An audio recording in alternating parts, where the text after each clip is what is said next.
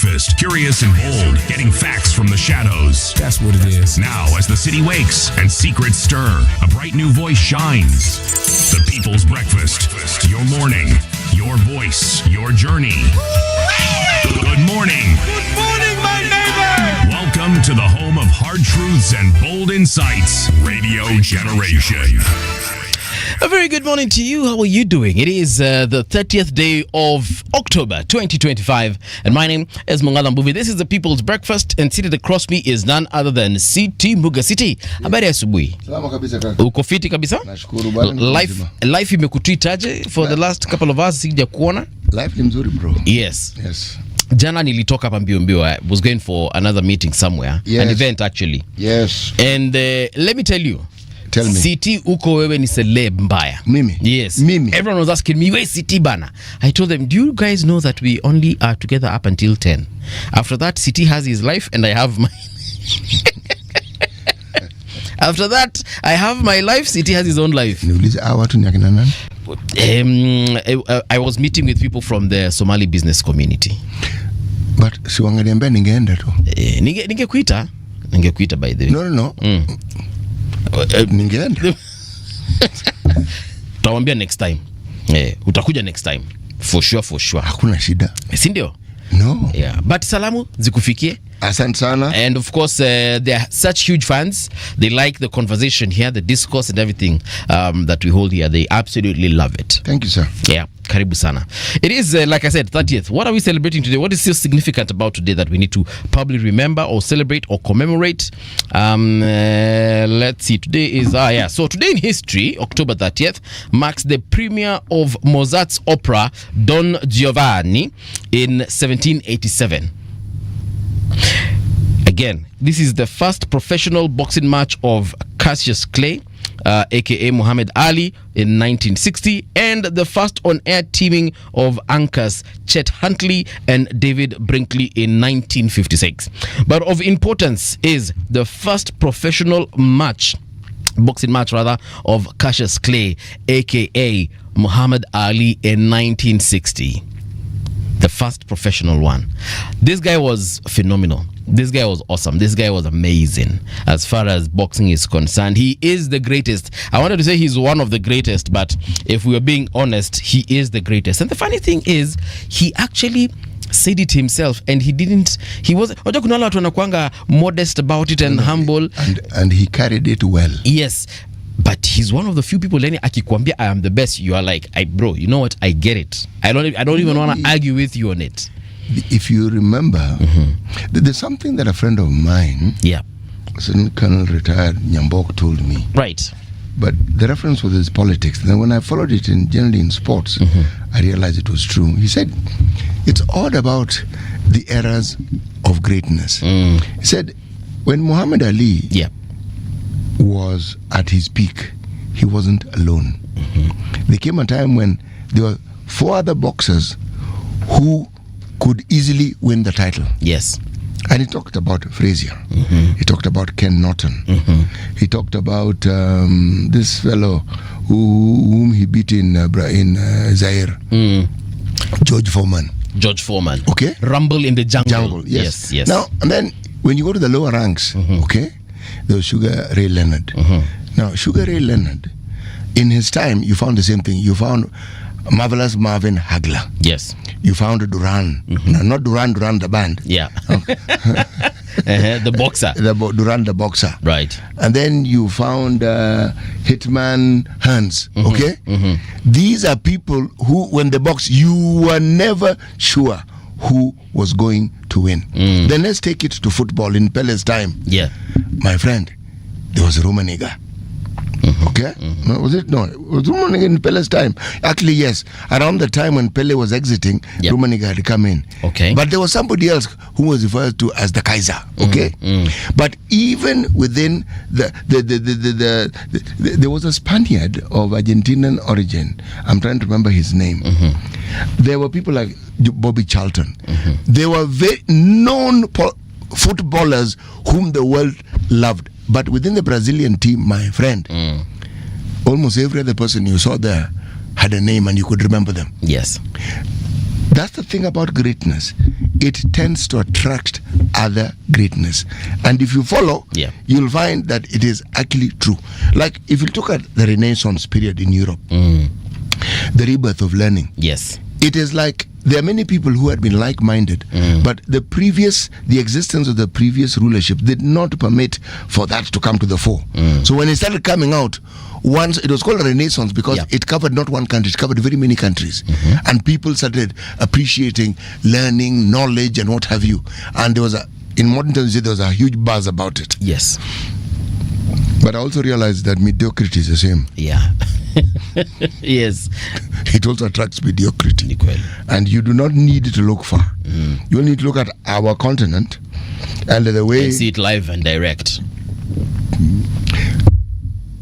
Yes, I give you the example of a country where key leadership positions are all over 80.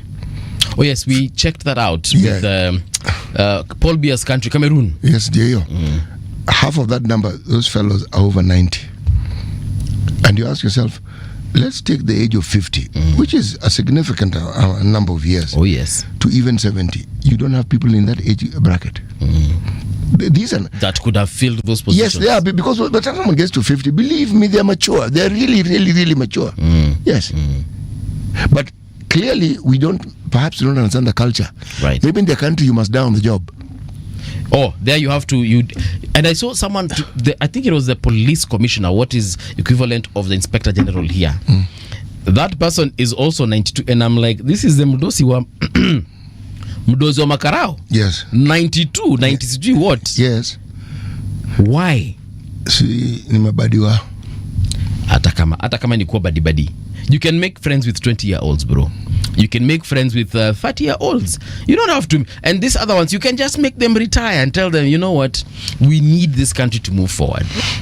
What you're right about is when you have that compression of individuals who are that age, you know, they're no longer octogenarians. Yeah. I don't know what 90 plus are called, but they're post-octogenarian. Nantogenarians. Yeah? That's an educated guess. So you suddenly find that the country more or less revolves at a certain point and doesn't seem to move forward. Yes. Because you see, when you have certain people of a certain age, it doesn't matter which age it is, whether it's teens or people in their 20s, 30s, 40s. If those are the only people that are in charge of things will never move, because no, they won't. They all think same level. But if you mix it up, then you've got delightful some kind of progress. Diversity. Yes, exactly. You do. Someone says we do this, another one challenges it, and then another one says, you know what, let's try it. Then it happens, and then.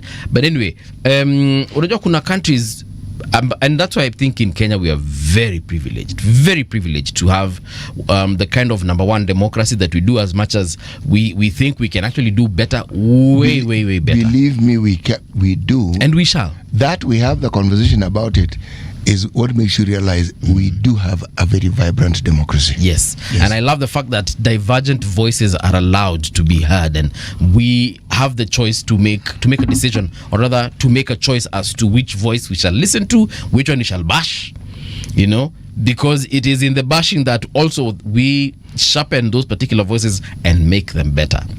So I'm glad I'm in Kenya, manze. If I were, I made friends from Rwanda, for instance, and Rwanda is a beautiful country, got beautiful people, amazing folks and culture.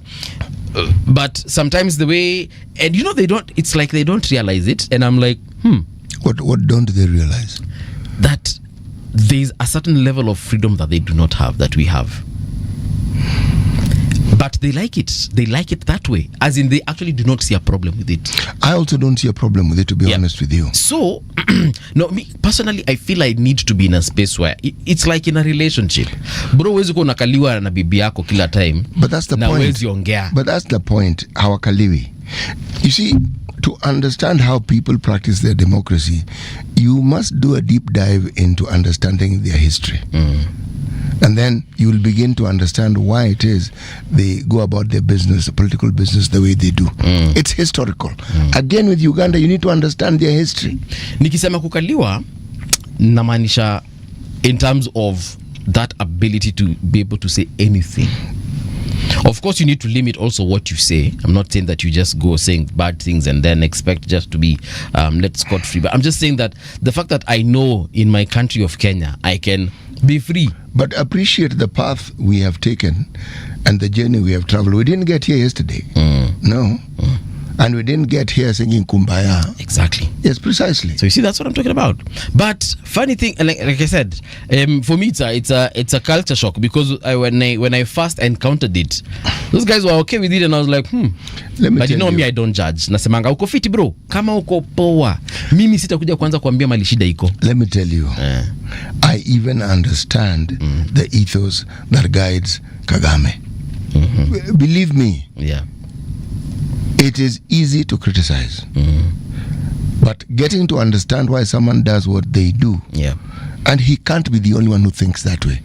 There have to be people who support him, and that's why he's able to do what he does, and they do that for a reason. Actually, I respect that country, and I respect their government, and I respect their way of doing things, and it is working for them. And I will not come and start telling them where the problem is. I will not. If anything, I'll be like, you. If you guys are happy, then I'm happy, because at the end of the day, it's about us being happy, man. For me, I'm different from you. Even if they are unhappy, me, I'm still happy. Okay. Because they are very happy. I have to look at every situation through a historical lens. Yes. Like DRC now, and the shambles that is that is DRC. Museveni is blamed. Kagame is blamed. That's dead cutting.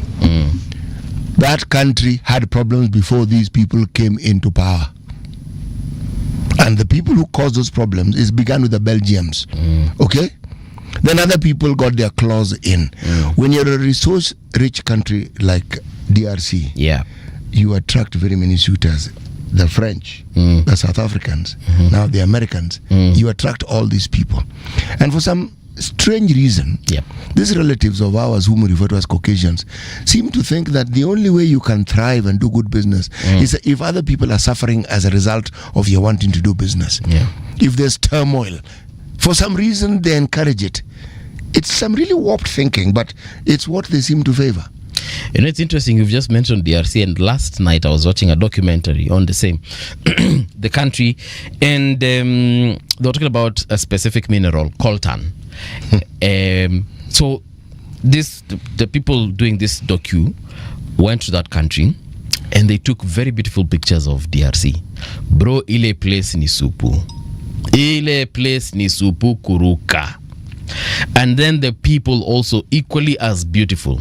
The culture there, amazing folks. Lakini, when we go to the mines, and then you see the armed guards, how people are sent to the mines to gather whatever it is that they need to gather, how much they sell it for, and then the people they sell it to, when they go and resell it, how much they are selling it for. I was like, the people of DRC are being seriously ripped off. I knew there was a rip off, but I just didn't know it is at the level I saw it. Something, you're mining something, you go sell it for, let's even for the sake of mathematics, let's say you're selling it for 1 shilling. Then the person you sell it to goes and sells it for 10 shillings. Then the person who's bought it for 10 shillings goes and sells it for 100 bob. And I was like, kiangai, kuna mtu mwenye alimine mwenyewe angepata directly yo 100 bob. And I really sympathize with that country. Yeah, it is what it is, man. By the way, do you know we also have coltan in Kenya? Do we now? Oh yes, we do. We do. We have it in Embu, Samburu, Turkana, West Pokot, and Tana River. Yeah. Okay. But you see, where we differ from DRC, yes, we keep quiet about it. When someone tells you you're mining coltan, you say no. We don't even have it. Says no, we've been mining it for the night. I didn't know. We don't have it. This is DRC. It means somebody's benefiting from it. For instance, most Kenyans have no idea that we mine iron ore. And the grade and quality of iron ore that we have is probably among the best on this continent. The people who compete with us in terms of quality are Mozambique.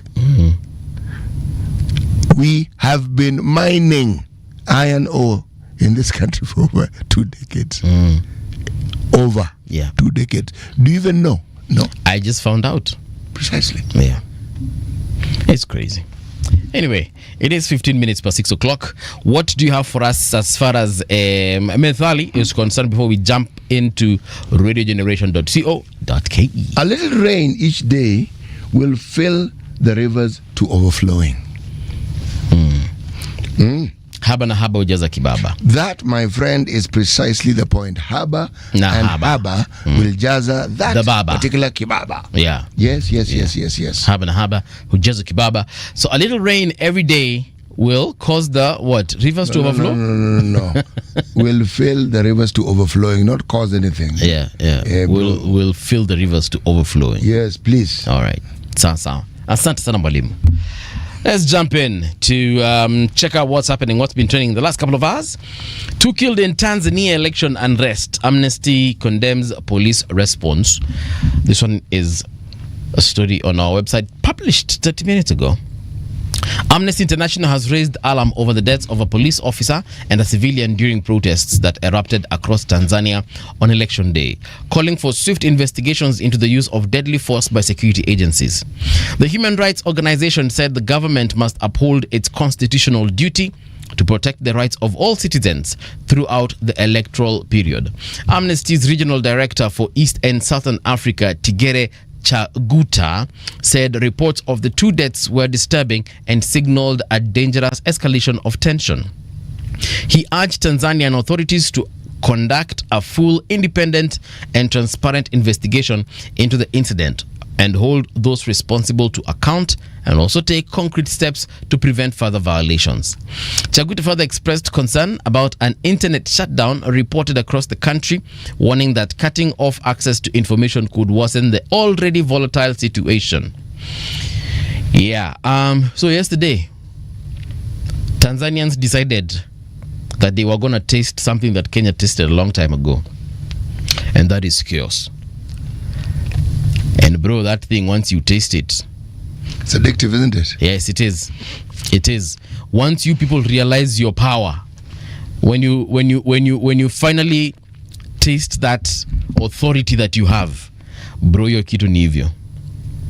And what does that mean for the government? I don't know. The Tanzanian government, that is. Well, it means the government of Tanzania is being tested. Yes, it's important that governments get tested. Election violence in Africa is not something strange or foreign or new. I mean, we've seen our own country plunge into election violence and other countries as well. Like in Tanzania, I think in the recent past week, I cannot remember a time they had any kind of election violence. But now they have it. Our election violence is never on election day. No. When people are campaigning, goonhood comes to the fore because it's a growth industry during that period. Election day tends to be extremely peaceful. Then the announcement of the winners of the various elections, governor, Senate, MP, MCA, as those who understand French will tell you, ce n'est pas problème. Yeah, it's a lot of problem. But president, hiyo ndio mambo yote sasa. Yes, when the forms 34 A, B, C, D, E, F start walking from wherever it is that people conducted the election, and they start walking to bombers, that's where our problems begin. Now, Tanzania has tasted this thing. I don't know what they're going to do going forward, because there's by the time you're seeing people getting to the streets the way they did yesterday, because I saw people attacking polling stations, destroying polling material from we don't have that culture. Yes, we don't. Kenya, we don't. No, we do not. Sisi tunapiganga kura, then tunangojea sasa, tumepiga kura, tunangojea mtu ambie Kenya tulikuwa tunataka, Kenya tumefanya what we want to see happening, not happening. Yes. Then and then then whatever happened yesterday happened. People decided, and you see the problem here started with the fact that opposition leaders were not allowed to contest in this election. Yes. Had they been allowed, I don't think we'd be having this problem. We honestly wouldn't be having this problem. We are actually we have a front row seat in observing how Tanzania works out their democracy with fear, trembling, and riots. That's what we are witnessing. And you know, we are used to saying Tanzanians are very calm, collected people. Hawananga shida na mtu yote. Yes, they are calm. They're humble, polite. They don't like, confrontation. And they don't mind. Remember, in history, there's a revolution called the Maji Rebellion. Yes. It did not happen in another country. It happened in what? Tanzania. Yeah, but there's a guy there who conned people. Tuachana na nani. Alikuwa aitwa Kinjekitile Ngwale. Jamaa wako. Nafikiria ethnicity yake na yako haina tofauti. Tanzania tumewazoea kukuwa watu humble, hata tukienda kule even when we're having online battles, Kenya versus Tanzania backs down. They're like, hey, you mean there are battles like that? Oh yeah, online. Oh my goodness, you Seriously? have no idea. You have no idea. I actually don't have any idea. Tell me a little bit about it. Well, kuna wakati once in a while tutapata reason ya kulumbana. For example, recently there was a situation whereby one of their artists who goes by the name of Mario alingangana sana kuimba at a public event. It was an award ceremony and he was unable to hit certain notes, and Kenyans really went for him. Why? Because he couldn't sing. Yeah, but that happens. There are bad days. Yeah, it's not. You see, for me as an artist, I know it's normal. There are days where your game is just off. It doesn't mean that your game is always off. No. But anyway, baridi imeingia katika core. Kweli. Kuna wakati unaingianga hivi kwa unaona crowd pale, you were expecting 1,000 but you see a multitude. Yes, then you extend to the horizon and you go nothing. Nothing. So Kenyans really went ham on this guy. Tanzanians tried retaliating, bro. Watu walichimbiwa na wakazikwa na wakafunikwa. And other instances I am forgetting. Okay, so where exactly was he performing? In Kenya? No. In Zanzibar. It was an award ceremony in Zanzibar. Then, so if it's in Zanzibar, why are we getting hot in the collar over this? Because our artist Bien was Sauti Soul. Yes. That particular song walikuwa amefanya na Mario. The song that Mario sang. This guy who lost his voice had sung this song with this betches, the guy called Bien. Exactly. Yes. On YouTube, he does a very good job because, it's recorded in a studio, right? But sasa live performance kidogo ilimpiga chenga. Bien came on stage and literally saved the situation. He lit the place up. I'm telling you. Mpaka wa Tanzania wenyewe wakasema yenyewe, guys, here in Tanzania, we need to pull up our socks as far as live performances are concerned. But Kenyans, the way we are, we boast, we beat our chest and we are like, guys, tunangojanga kitu kamoja tunashine nako completely. So, and I found that totally unfair, especially as an artist. I don't see why I wasn't for that battle. What? You were sounding happy narrating that that episode. But I had to explain. I had to explain to you Uelewe. Oh, so you had to get excited for me to understand. Exactly. Okay, so yeah.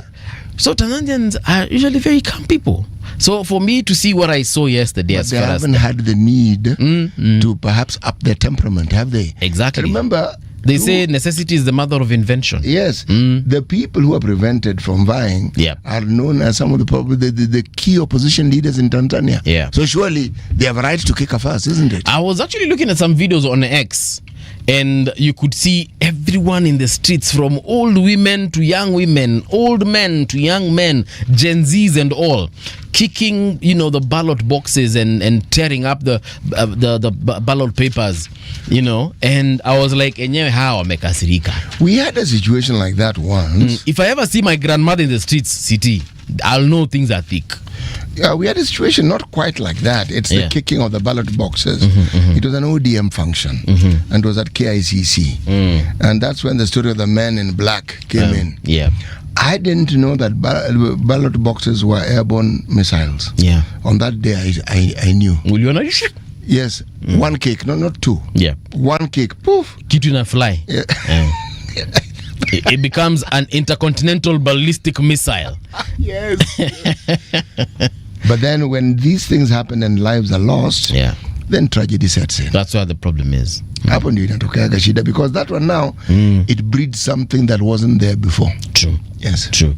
So Tanzania, I really wish them all the best going forward. To the two people that lost their lives, man, that's really sad. I mean, one life is one too many. Now we hear of two, then that's even worse. So let's hope they do not plunge into spaces that other countries have plunged and have never recovered from. Yeah. Tunawaombea amani bana. Another story here. IEBC outlines detailed procedure for voters seeking to recall MCAs. See, I thought this thing they said there's no legal whatever framework to recall people, elected members. It's weak. I mean, it was MPs. Yeah, the MP, the one is it's weak. Remember, the members of parliament are the ones whom we've allocated powers to. Yeah. To make laws for us. You actually thought that we Kenya that they were going to support a law that helps remove them. Of course, they won't. You know, but we need people of integrity in that house. People who will make these laws and then make them so concrete such that no one else can come and amend them. And if it is being amended, it is being amended for the better. Because there is no way we can have people in the house that we cannot recall. I mean, that's just wrong. Even here, people have contracts. Even the person who hires you in a company, the human resource manager, even him, there's a clause for him to be removed from that office, get fired, dismissed or whatever. But you are taking the view, or you are of the view, that these people believe once they've been elected, that they're the same as us. They don't believe they are like us. They believe they are better. And so the laws that apply to us don't necessarily apply to them. Why doesn't a private citizen, if I knew how to draft a law, I would actually. A private citizen drafts a law, then Kenyans go on a referendum for it. And we say that we want to, as Kenyans, we want to be given the decision and the choice to make this particular thing into law. Actually, we don't need to go for a referendum. You can draft a law and go through the same process of presenting it in Parliament. But Parliament will shoot it down. But that is good when you present it and you have a body of people who support and they shoot it down. Now that gives you room for the next move. Which is? See, that one we'll discuss another day. Okay. Nipeleke hivi law niseme buda hii kitu ni ya kutoa hawa watu. Waende huko wa debate wa shut down tuseme now we all agree and we go to the streets if you have to, and we say that we want to be given the choice to make this thing into law as the Kenyan people. Forget those people that we have elected to represent us in that house. Sisi tunataka tupatiwe nafasi hii kitu ikue sheria. Hiyo inaweza kuwa fiti sana bro. If we actually host a lawyer here, I'll ask him if that is something that is doable. So the Independent Electoral and Boundaries Commission has released a comprehensive set of regulations guiding the recall of members of county assembly, setting out a clearer but more demanding process for dissatisfied voters to remove their representatives from office. The new framework is designed to strengthen accountability in county assemblies while preventing abuse of the recall mechanism. It follows growing public interest in the process, particularly during the 2023 Gen Z-led demonstrations when some citizens demanded the removal of certain leaders accused of neglecting their duties. Yeah. There's progress being made. Let me tell you this. We often forget the origin of some of the monumental changes that we've seen. Yep. And when they begin, you may even ignore them. You don't need to see a mass movement for something to happen. Yep. What you're reading right now is what you need to hear. Once you have a reawakening of the conscience and people begin to realize, and that's what the Gen Z protests did, they reawakened our conscience. You realize that we need to change certain things. Yeah. Yes. It takes time. Yep. It takes time. But once the conscience is reawakened, then it stays awake. Yes. Half of my government will be women. This is former CJ Maraga. He says that half of his government will be composed of women. In a video seen by Radio Generation, Maraga insisted that gender balance is not just a constitutional requirement, but also a key driver of effective leadership. He emphasized that his administration would model equality and share responsibility across all levels of governance. You know what I like about this guy? Man, he's saying everything Kenyans have always wanted to have or need or say. Like everything he says, my government will be have women in whatever Gen Zs and the youth will be considered. We shall take care of corrupt officials on day one when I'm elected. Watu watafungwa. These are things that bro, you have to take them to court first. Yeah, like hizi ni vitu anasema and you're like, god damn man, this actually makes a lot of sense. Yeah, this would be the ideal person. Like, but what I don't get is why people are actually not having a conversation around some of the things that he's saying. Because those are not things which necessarily will determine that we have good governance. What are you laughing at?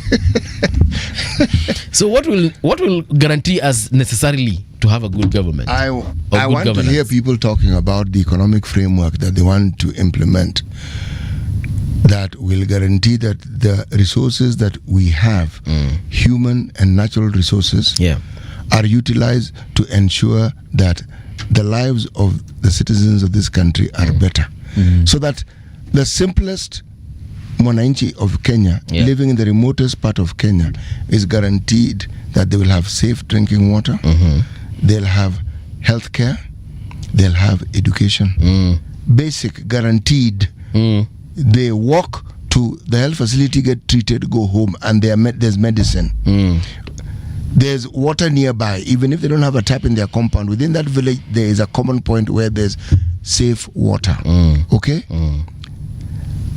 Once, and the children have an education where there are adequate teachers, ratio of student to teachers are good, they have materials, so that the learning of a child in the remotest part of this country is the same as the learning of a child in a big city like Nairobi.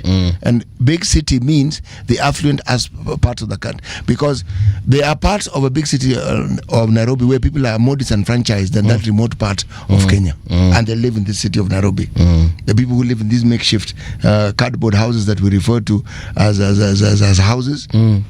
When somebody comes up with a plan which we can see is feasible, and we can see a step-by-step, year-by-year progress, so that by a certain point in time, or during the tenure of even the 5 years, we've made significant progress that cannot actually be reversed, then that person will be making sense. Having 50% of women in parliament will not necessarily do that. If you have that framework and then you get the 50%, then they have something to follow. You have to have a framework. You have to. Okay. All right, City. And the framework we shall have. Speaking of framework, let's see the frame of your roads this morning. Traffic. Wanasema Mombasa Road inakaa vizuri tena sana sasa hivi. Ngong Road also looking very good. No complaints coming through. The roads were a bit wet this morning, but moving nonetheless. And the only situation as usual, Muthaiga Square. Kule mko na shida kubwa tena sana. Poleni sana.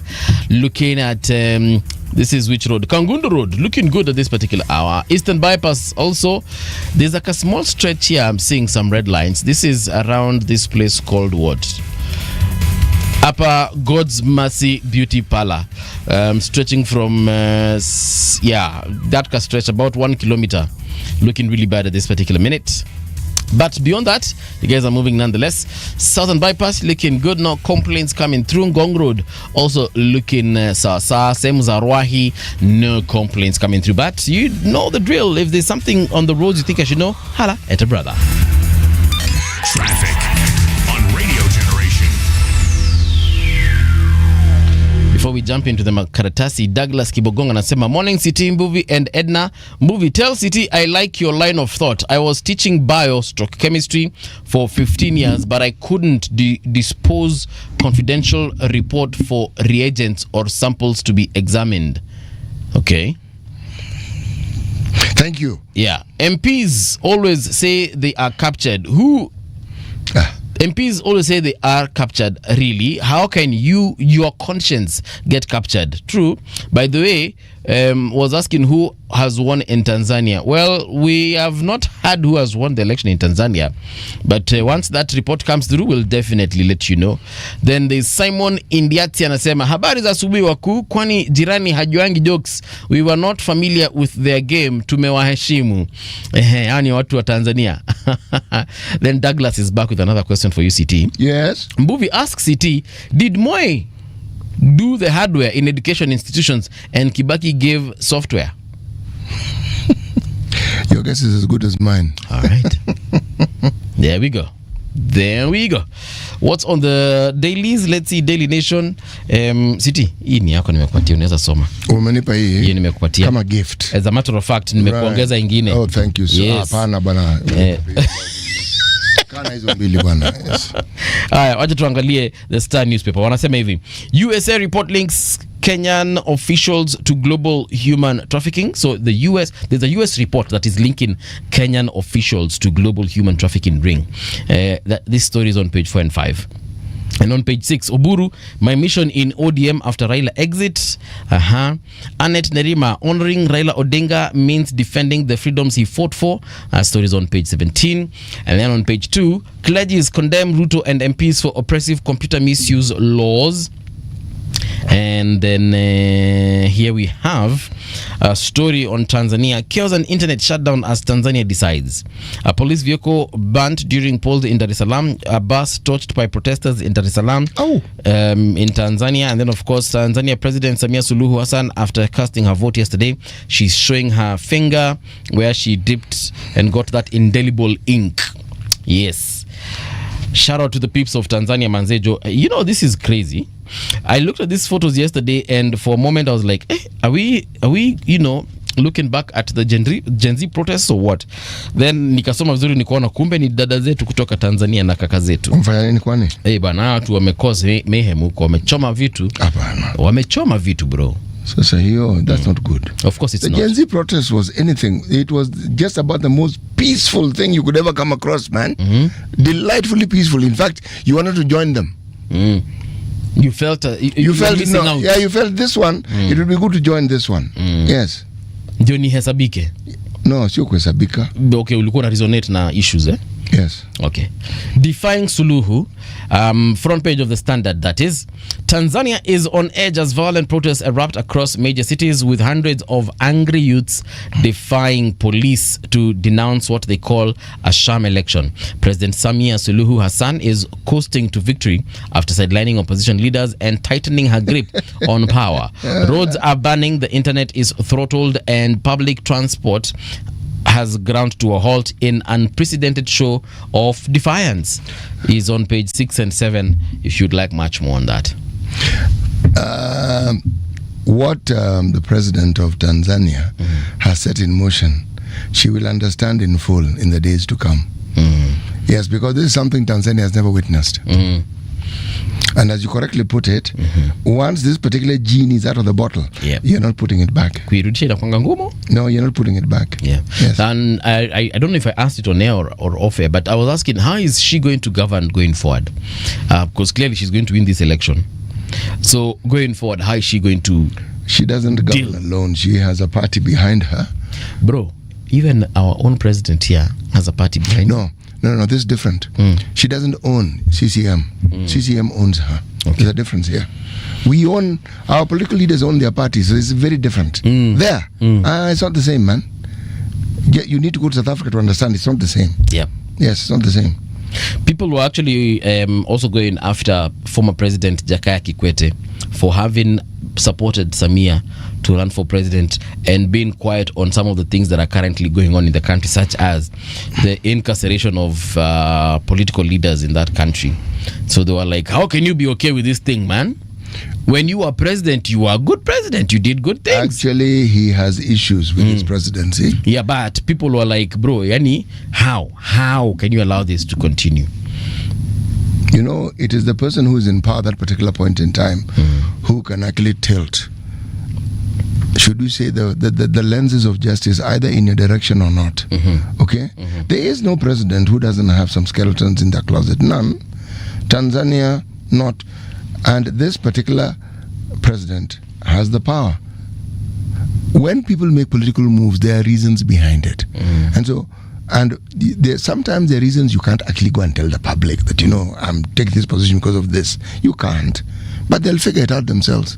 And even if they don't figure it out and they don't like it, then you will actually witness the expression of what it is they dislike. All right. Gazeti yako inasemaje? Mine says, Oburu to Ruto, we welcome you back to ODM, but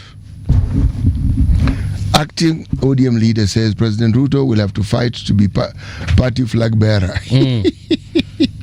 That is party flag bearer for ODM. The dance has begun, has it not? It began a long time ago. Yep, it's now in the public domain. All those who are whispering and saying perhaps now perhaps is not the case, is it? This one we have seen. This story is on page 10. Yeah. Auditor General unmasks Ketraco Way Leaves scandal. Audit reveals massive irregularities in the payment of 112.9. Yani this country, everything has to be a billion. Anyway, a billion is too small for us nowadays. But it's anyway. Payment of 12.99 billion in way leave compensation. Okay. It is what it is. WAFCON, here we come. Harambee Starlets qualify after 10-year quest. Ranked 149th in the world at the start of the qualifications, Starlets sealed their return with a 1-0 over the Gambia in the second leg played in Senegal. This one I have to look at, my friend. Hooray! Harambee Starlets back to WAFCON after 10 years of trying. National women's football team beats Gambia 4-1 on aggregate for spot in the Continental Show piece in Morocco in March next year. Well done. Well done. Makofi mingi, Makofi tele. Yeah. Why secondary school teachers will not invigilate KCSE exam. This is a story on page 7. In a bid to curb bad practices, primary school tutors who take up the role will take up the role, but principals will still remain as center managers. So I've heard. Keep off church clergy tells states. Really, religious leaders have his own proposed laws accusing task force of ignoring their views. Furious Christian leaders have rejected proposals contained in a drought policy and bill as an attempt by the state to curtail religious freedoms. But the government says the move seeks to combat extremism and curb the rampant abuse of faithful. Okay. Then we have a picture of somebody who clearly got themselves shot or injured in Tanzania. Police order curfew, my friend. Yes. After protest hit what? Tanzania poll. Right. We've never had that. The only time we've had a curfew is during COVID. That's the only time we had a curfew, yes.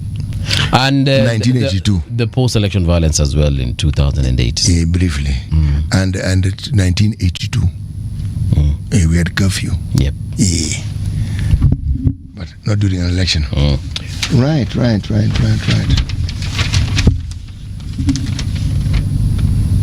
friend. Restrictions, chaos as Tanzania decides. This thing is not good. The chaos part. No, let me go into the details of what is attributed to having been said by the acting ODM party leader, one Dr. Oburu Odinga. Right. Okay. This is what Oburu to Ruto. To rejoin ODM, these are the rules. Oh, I see. Interim party leader says the president would not automatically become flag bearer, which means he will become flag bearer. The interim party leader of the Orange Democratic Movement, Dr. Oburu Oginga, has welcomed a proposal by some party members to have William Ruto rejoin the outfit, but with conditions. Okay? Dr. Odinga has urged the old guard to respectfully cede control of the party to the youthful leaders who spent many years around the former Prime Minister Raila Odinga as his students in politics. Dr. Odinga said that should Dr. Ruto drop his UDA party in favor of ODM, he would not automatically become the presidential flag bearer, which means he will become the automatic presidential flag bearer. According to the ODM leader, the president would have to compete for the position just like other qualified candidates who express interest in it. Well done. He said this was because the party was working towards becoming a strong outfit by 2027 with the aim of attracting as many members as possible. He emphasized that one of the strongest parties, ODM, would field a presidential candidate in the next general election with the goal of forming the next government. We want ODM to be strong so that those seeking us will have to adhere to our terms. If Ruto sees that ODM is very attractive, he may just return, since he is one of the founders who had even confirmed attendance of our party's 20th anniversary. However, he should be ready to face competition from other suitable candidates, Dr. Oginga has said. Okay. from other suitable candidates. Who could be more suitable than an incumbent? Is that not an interesting question? Who? You tell me who can be more suitable than an incumbent? Already jamaa yuko ndani. Somebody who opposes the incumbent. And within the same party structures. Why would I join an outfit and I know I'm going to find competition? The moment there's competition, then it tells you that democracy is at work. My friend. Yes. There is no way, if I were President Ruto today, I would join ODM knowing very well that I'm going again to go and convince ODM to allow me to be their party leader, or rather their flag bearer, their presidential flag bearer. I would, if I'm going to be joining them, I am joining them knowing very well that I am going there to be the alpha and omega of that party. That means I'm going to be the presidential candidate for that party. There is no way President Ruto, already in office, is going to go and join an outfit and then start asking them, so I say, nilikuwa nafikiria sasa munialao nikwe hapana. Hiyo ni conversation he's going to have with them on the outside, if at all he's going to allow himself to join that party. The other option is UDA na ODM washikane. Design tunaona United Opposition wanafanya. And then ODM donates someone to either be prime cabinet secretary or a deputy presidential running mate or something of the sort. UDA is currently considered by very many people to be dead weight. So you carry it along with you at your own peril. But the thing about politics is when statements such as the one I've read are made, you need to understand the decision has already been made, and it wasn't made yesterday. Yeah. No. So what happens to the presidential standard that has got a wheelbarrow on it? It's going to change and become chungwa.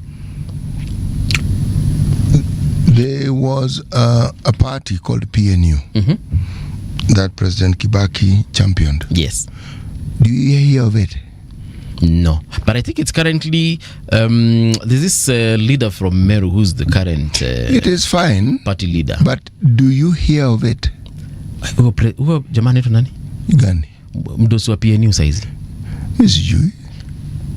Anyway, I cannot say that a party is insignificant, then I remember it. Then it means it is significant.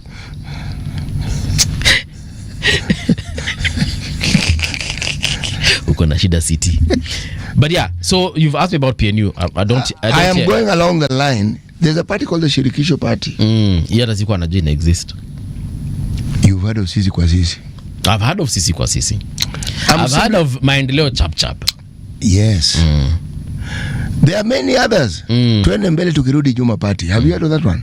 But then, you know, what if President Ruto, and this is just out of pure hypothesis. Right. So what happens if President Ruto tomorrow or the day after says that, guys, nimeamua kutoka leo, nitagombea kiti cha urais nikitumia chama cha Maendeleo Chap Chap? Well, then that is good. And then he tells ODM, sasa itabidi mumeongea na Daktari Alfred Mutua hapa muelewane venye kitu itafanyika. I do not want to sound rude, but let me just say this. If such an announcement, of course, hypothetically, were made, then we would realize the president is a man who is determined to introduce concepts that we probably did not have a way forward in. And the concept would be how to lose an election quickly. What are you saying about Maendeleo Chap Chap? Are you saying that?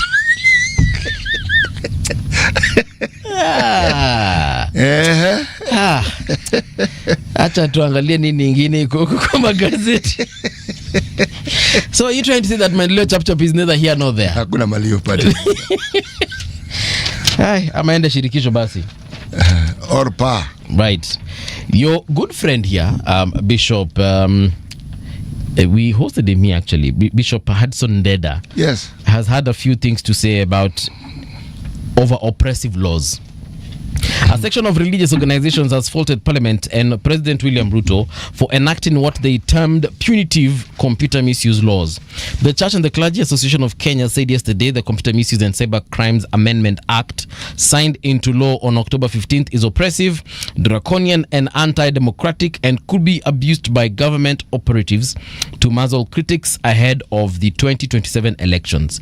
The Church cannot keep silent at a time when unconstitutional and oppressive laws are passed by Parliament, which derives its power from the people, the organization said. Of course, led by its national chairman, Bishop Hudson Ndeda. This is what I was speaking of, and the bishop has proved me wrong. Okay. I said they do not participate adequately. Clearly they do.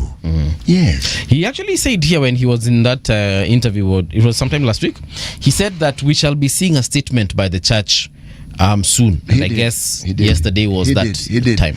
You see, I lived in an era where the church took on the state on a regular basis. The Anglican Church, the Presbyterian Church, they took on the state and the president regularly. Okay? And they said no to things. They didn't say if, but perhaps. The Catholic Church spoke openly. They have done so now. You see, the church and the leaders are mandated by their constitution, which is referred to as the Bible, to actually speak up on behalf of the oppressed. True. To speak truth to power. They are mandated. It's not a suggestion. So when they do so, then they are living up to the mandate. Because remember, they have larger following than these politicians as institutions. And they have a regular meeting place. It's called a church service, where people meet and listen to these leaders weekly without fail. And with modern technology, you can also listen to them throughout the week if you so see fit, because very many of the sermons that are issued are saved online and you can actually access them. So when they speak loudly and they speak clearly, then they entrench their position and they empower the congregants who come to these institutions. It's leadership. When you are seen to represent the truth and to stand by it, you are providing leadership. True story. Yes. So that's that about the church. Let's see how this thing goes about this laws. So now, what exactly are we expecting after all this noise, hullabaloo? Are we expecting for them to now to go back and amend it? Are we expecting the thing you do with these things, you go to court. Court is a final arbiter. Yeah. And they say, guys, it's not constitutional, so constitution says blah blah blah blah blah. Then you go and amend it. Yes. Aye. Mosop voter wants seat declared vacant over absence of MP. Oh dear. A petitioner has filed a case. A petitioner has filed a case in the High Court seeking to compel the National Assembly Speaker Moses Wetangula to declare the Mosop MP seat vacant. Timothy Tororei argues that the Member of Parliament Abraham Kirwa has been absent for over 2 years. This prolonged absence, he states, has denied the people of Mosop over 100,000 constituents without a representative in the National Assembly, Tororei contends. Okay. During this period, the MP has been abroad and has not participated in parliamentary duties, severely affecting the constituency. Contacted for comment on the MP situation, Parliament leadership told the Star that the lawmaker has been hospitalized abroad. He is under treatment overseas. He has the consent of the Speaker to be away and has been participating in Parliament matters virtually, Clerk of the National Assembly Sam Njoroge said. The July 1st Hansard also shows that the MP voted virtually during the consideration of the Constitution Amendment Bill 2025 alongside Sabatia MP Clement Sloya and Isiolo North Lomwa Samal. So this MP has been away for 2 years. But if he's been participating virtually, then see, that's what we expect. That's fine, right? By the way, you were talking about the support that Jakaya Kikwete has been giving. There are those in that particular establishment that you live in called social media, yes, who say that he has fled to Kenya. Or he's currently here. They have said so. I don't know whether this is true. They are also saying that some of his businesses in Arusha and Dar es Salaam were vandalized by protesters. Hey, kubaya. Yeah. Kubaya, bro. Tanzania itajipanga. We are observing the situation. They are going through their process of democratizing their nation. We may not like the vandalism, we may not like the violence that we've seen, and we abhor the death of people. The status quo, when it is challenged and it pushes back, this is what happens. That's why I keep saying this, and I'm repeating this thing which I keep saying. Yes. When you're a nation where people prefer dialogue, thank God on your knees. Even if you don't like the handshakes, that's dialogue manifested. That is a good way to go. The ability to talk and say, okay, this is what we think, this is what we'd like, this is what we don't like. And by the way, sometimes dialogue also don't have to go your way. No. But dialogue enables you to understand why that person has the position they do. Yeah. That's the whole point. Yes.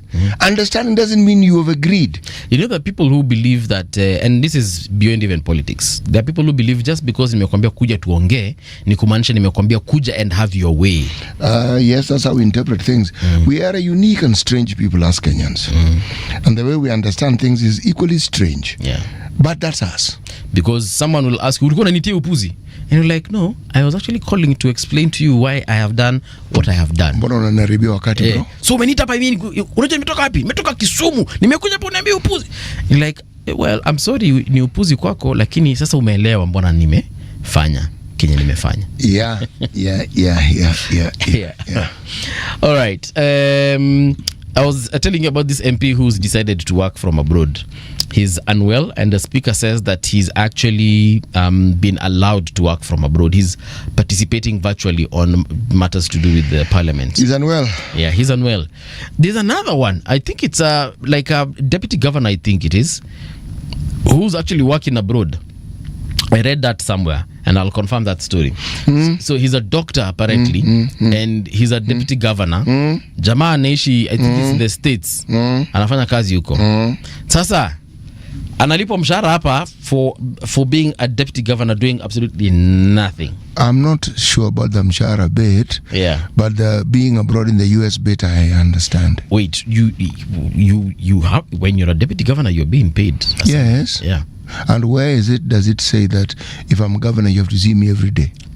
Deputy, or if I'm yes. Deputy governor, yeah. Most of deputy, where my duties are unspecified, and I actually have no role other than what is allocated to me. Where does it say I have to be in the county on a daily basis? It's where? Okay. Then see, you resign. Someone else is given that position. Wait. You're changing goalposts, Chief. Yeah. Where does it say I have to be? I don't know where it is. Then that's a good answer. I'd be lying to you if I tell you it's in the constitution. Then I also don't know. So, but what I know, have his people complained?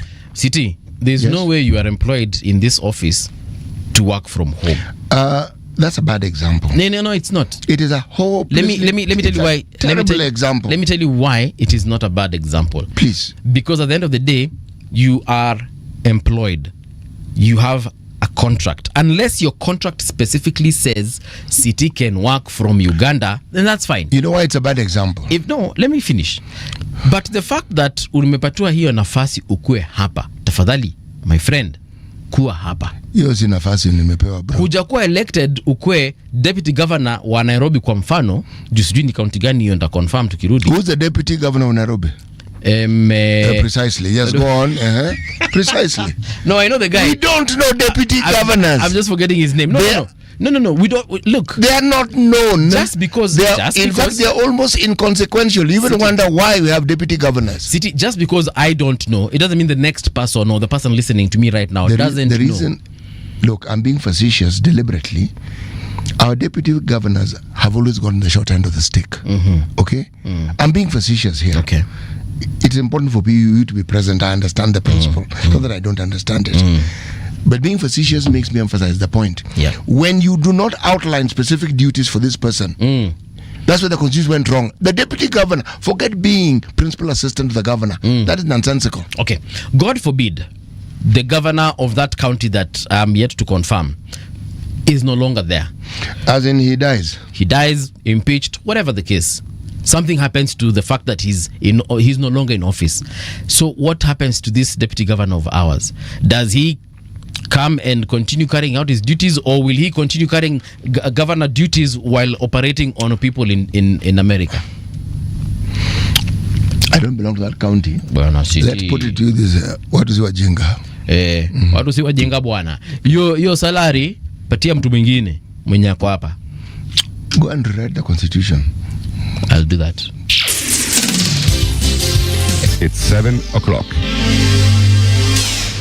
Radio generation, the sound is fine. Pump it up, turn it high all the time. Let the music move you, let's sway. Radio G's got your jam all day. Radio Generation, the home of urban soul.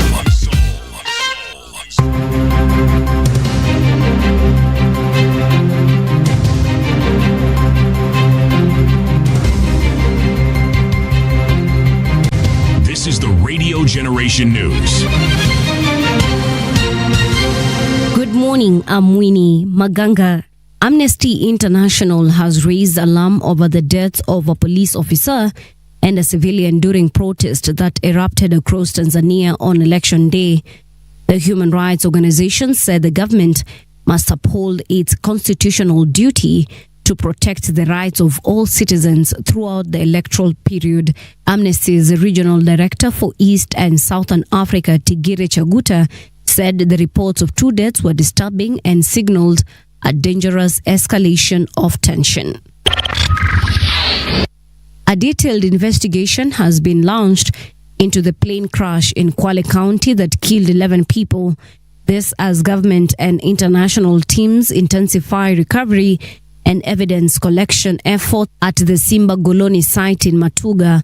Aviation Principal Secretary Teresia Mbaika said the injury led by the Air Accident Investigation Department is expected to run for 30 days to allow experts to conduct a full analysis of the wreckage and determine the cause of the accident. The leader of the team has confirmed that through the administration and the county government of Kwale, an excavator will be here this afternoon to ensure that is done.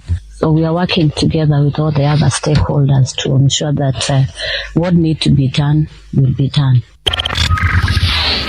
Education Cabinet Secretary Julius Ogamba has announced that the government will fully cater for the ongoing KCSE, KIPSEA and KGCSEA examinations. Appearing before the Education Committee on Wednesday, CS Ogamba stated that the government has ensured that the exams are administered at the ministry's cost and pending bills will soon be cleared. He also added the ministry is facing a funding deficit of 3.7 billion Kenya shillings to effectively manage the ongoing national examinations. 8.008 billion for KCSE, 3.566 billion for KGCSEA, and Kenya shillings 1.062 billion for KIPSEA, and 87.3 million for school-based assessments. The deficit was therefore 6.8 billion once the 5.9 billion was allocated. In September 2025, however, the National Treasury communicated the grant of additional funding under Supplementary 1 to the tune of 3.1 billion, leaving a deficit currently now of 3.723 billion. President William Ruto has urged Kenyans to reject politicians attempting to sow division through rhetoric. The head of state said that under his leadership, no region will be marginalized in matters of development. He was speaking in Nakuru County on Wednesday during a working tour. Tusikubali kuletewa siasa ya migawanyiko na ukabila na ubaguzi. Sisi wote ni watu wa taifa moja. Na mimi kama kiongozi wa taifa letu la Kenya, kazi yangu ni kuunganisha jamii zote za Kenya. Wakenya wote kutoka kaunti zote, kutoka madini zote, kwa sababu Mungu anajua ni kwa sababu gani sisi wote ni watu wa taifa moja, taifa la Kenya. Tunaelewana jameni? Na mambo ya maendeleo pia nitahakikisha hakuna sehemu ya Kenya inawachwa nyuma. Kila sehemu tuweze kugawa maendeleo sawa sawa. Hurricane Melissa has continued its devastating sweep across the Caribbean, decimating homes and infrastructure, flooding neighborhoods and leaving dozens dead. The impact in Jamaica was clear on Wednesday after the island nation was targeted squarely by the Category 5 hurricane, one of the most powerful ever measured in the region. At least 5 people have been confirmed dead there, and another 20 died during flooding in Haiti as Melissa, now a Category 2 storm, tears through the region. And that's the truth on Radio Generation. Good morning, I'm Winnie Maganga.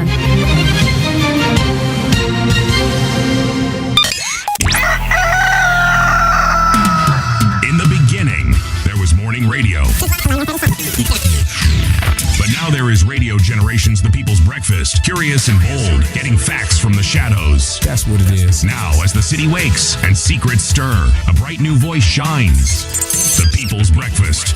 Your morning, your voice, your journey. Good morning. Good morning, my neighbor. Welcome to the home of hard truths and bold insights. Radio Generation. Good morning. Indeed, it is the home of hard truths and bold insights. My name is Mongana Mbuvi. It is now 6 minutes past 7 o'clock. The People's Breakfast. The People's Breakfast. It is.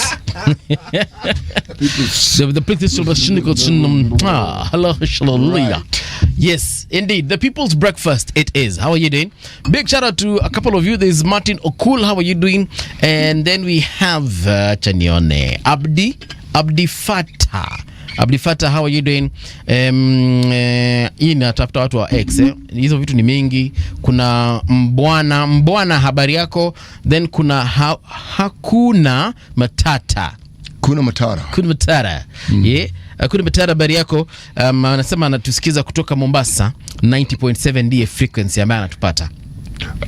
Hujambo ni kaka madada? Ni kaka huyu. Basi hujambo kaka. Ile picha naona hapa ni ya mwanaume. So habari yako ndugu. Alafu tunaye hapa nani? Okay, hizo zingine nitatafuta baadaye. Lakini nikiingia hapa katika mtandao wetu wa YouTube, tunaye Douglas Kibogong. My Take 2.0 anasema, where were the clergy for the last several months when some people have used social media to fund ethnic hatred? Social media in Kenya must be controlled because the citizens have refused to self-control.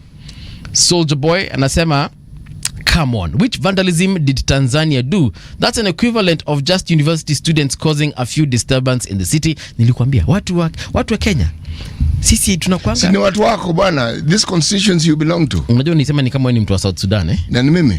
Bwana wajua kuna sub culture ya sub county ambayo inaitwa social media.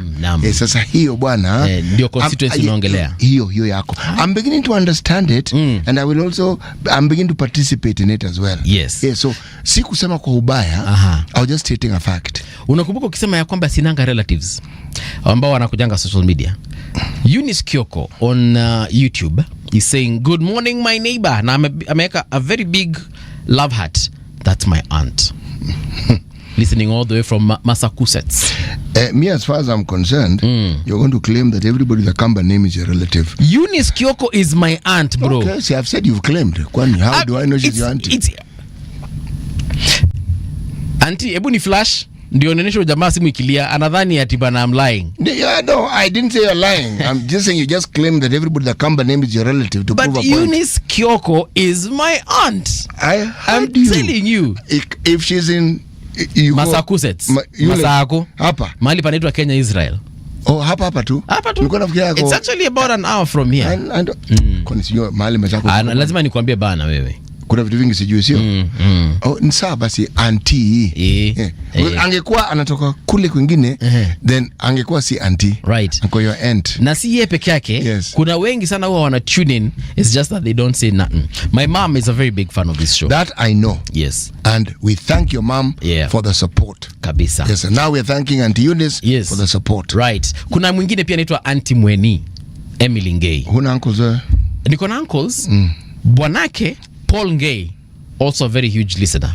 Thank you. Of the show. This is very Them good. They listen as a family. In the morning they wake up and they open YouTube and they say, fungulia pale tuone Mungala Mbuvi. Tuone brother do. Yes. Na huyo brother do ni wewe. Ndio huyo mimi sasa. Yes. Na wengine wako kitandani wanatutizama. Maadhi na fadhi, as a matter of fact, them also TV fungulia kaende. Seriously? Yes. Well done, bro. Right. Sawa, tuende kazi. We have Nyaboke also. Good morning, neighbors. Where is Gashagwa? Very good question Nyaboke is asking. Then we also have Simon Mwihu. Amesema locked as always. Gotea City Muga. City, got hapa. Umepokea mugoto? Yes. Thank you. Wafula team is saying this, I'm a big supporter of David Maraga, but I disagree on 50% gender balance. I prefer merit and integrity as the yardstick for composition of cabinet. If they are all women, by all means choose them. But he didn't say all women. He said 50%. Yeah. Auntie Mweni ndio ameandika message, amesema Auntie Mweni here watching, big love. Mwah. Mapenzi na come through, bro. Sawa, bro, sini accept. Ni juu ulisema sinanga. All right, let me ask something. Do you have cousins? I have cousins. I have cousins watching. I have cousins in Isiolo watching. I have cousins in Kitui County watching. I have cousins in Machakos County and Makueni and all the areas of Ukambani and outside Ukambani. So, unataka kuniambia all your relatives have TVs, ndio? Yes, they do have TVs. That's very good. But they also listen in their cars. They also listen on their phones. So all your relatives have cars? Not all of them, but those who have. City, unajua hii gazeti inaweza kapata its way to your Perez Anzugira anasema salimia huyo mungwana anaitwa City. He's an intellectual and he has put intellectual in capital letters. Oh, thank you. Yeah. Then Nyaboke M says salimia Edisa my person. Bas. Edisa umesalimika. Edisa umepata salamu? Tuko na Edisa hapa kwa studio. Yes. Part of the technical team. Yes. All right. So sasa mmefukuza Edisa. Yes. Amekamata shy. Amekamata shy. Yes. Right. So on this issue of 50%, folks, 50%, what David Maraga said, former CJ, is that he will ensure that there's gender balance in his government, if indeed Kenyans trust him with that responsibility. So let's see how that pans out. This election is proving to be very interesting. Indeed. Yes, because we have these contestants are making it extremely interesting. It's a good thing. Yeah. It's a good thing. This diversity is good. And the good thing is we also have a lady who wants to be president. Yes. Martha Karua. Very good. But I find Martha, I think I saw her doing an interview sometime last week. But beyond that, I am not feeling her presence. 2027. We have to get 2026 first, then go to 2027. Yeah. There's that process. Right. Right. The campaign And process. I assure you there may be more people coming into this race. These are just the early birds. Okay? Other species will appear. Give it time. I know Wajakoya might be having interests as well, but after last election, maybe he might decide to team up with maybe a coalition, probably join a coalition as opposed to, and I think he has a better chance if he's in a coalition such as he livened that campaign last year. He did. The things he said, the cannabis stories and so forth. I liked his story. He lost me when he started referring to hyena testicles. That's where he lost me. Is he the one who also told us about snake oil? Was it snake oil or snake venom? No. Someone who what he was talking about, it was snake venom, and he was talking about the medicinal aspects of it. Yes. It was clear. And it is a fact. It's not that it's something bizarre. No, it wasn't bizarre at all. It's the hyena story. But when I asked him, he clarified it for me and told me the hyena testicles. Yes. What did he say about them? That I had misunderstood. He was merely giving an example. He wasn't saying that there's medicinal value. Oh. Yes. So why do we need them if they don't have medicinal value? Why are you asking me? Because you interviewed him. I'm merely narrating the story. You interviewed him. Yes. So the conversation around that anatomy, what? It is, the according to the explanation was, you see, we have wildlife. And wildlife have properties beyond the just being animals. Yes. That really was what he said he was saying. And he was using for example and said, perhaps maybe if... What are the properties, bro? What are the properties? You see, people view them and pay us money. Oh, so it's about. See, we already have a zoo. We already have an orphanage. We already have. We don't have a zoo. Not a zoo. What is it called? It's called Nairobi National Park, not a zoo. Yeah. We don't have a zoo. The point Zoo is we have those. are people who don't grow those animals, so they have to get them somewhere and keep them. cage. Yes, as we grow them locally, It's okay. they are here. Bro, ni tushaget. Umeget?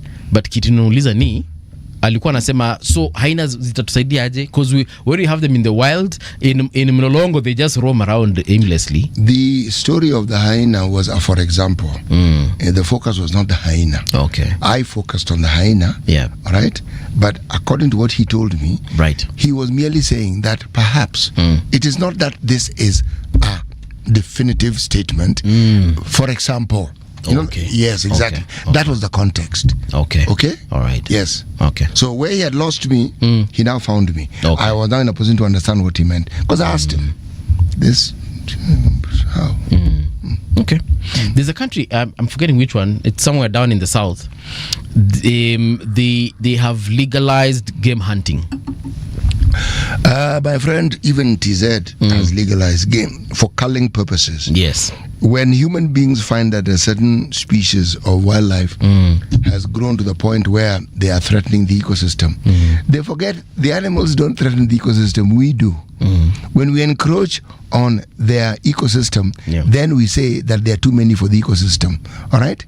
So when that happens, you want to reduce the numbers down. And so people pay you huge amounts of money to shoot these animals. Yeah. Okay.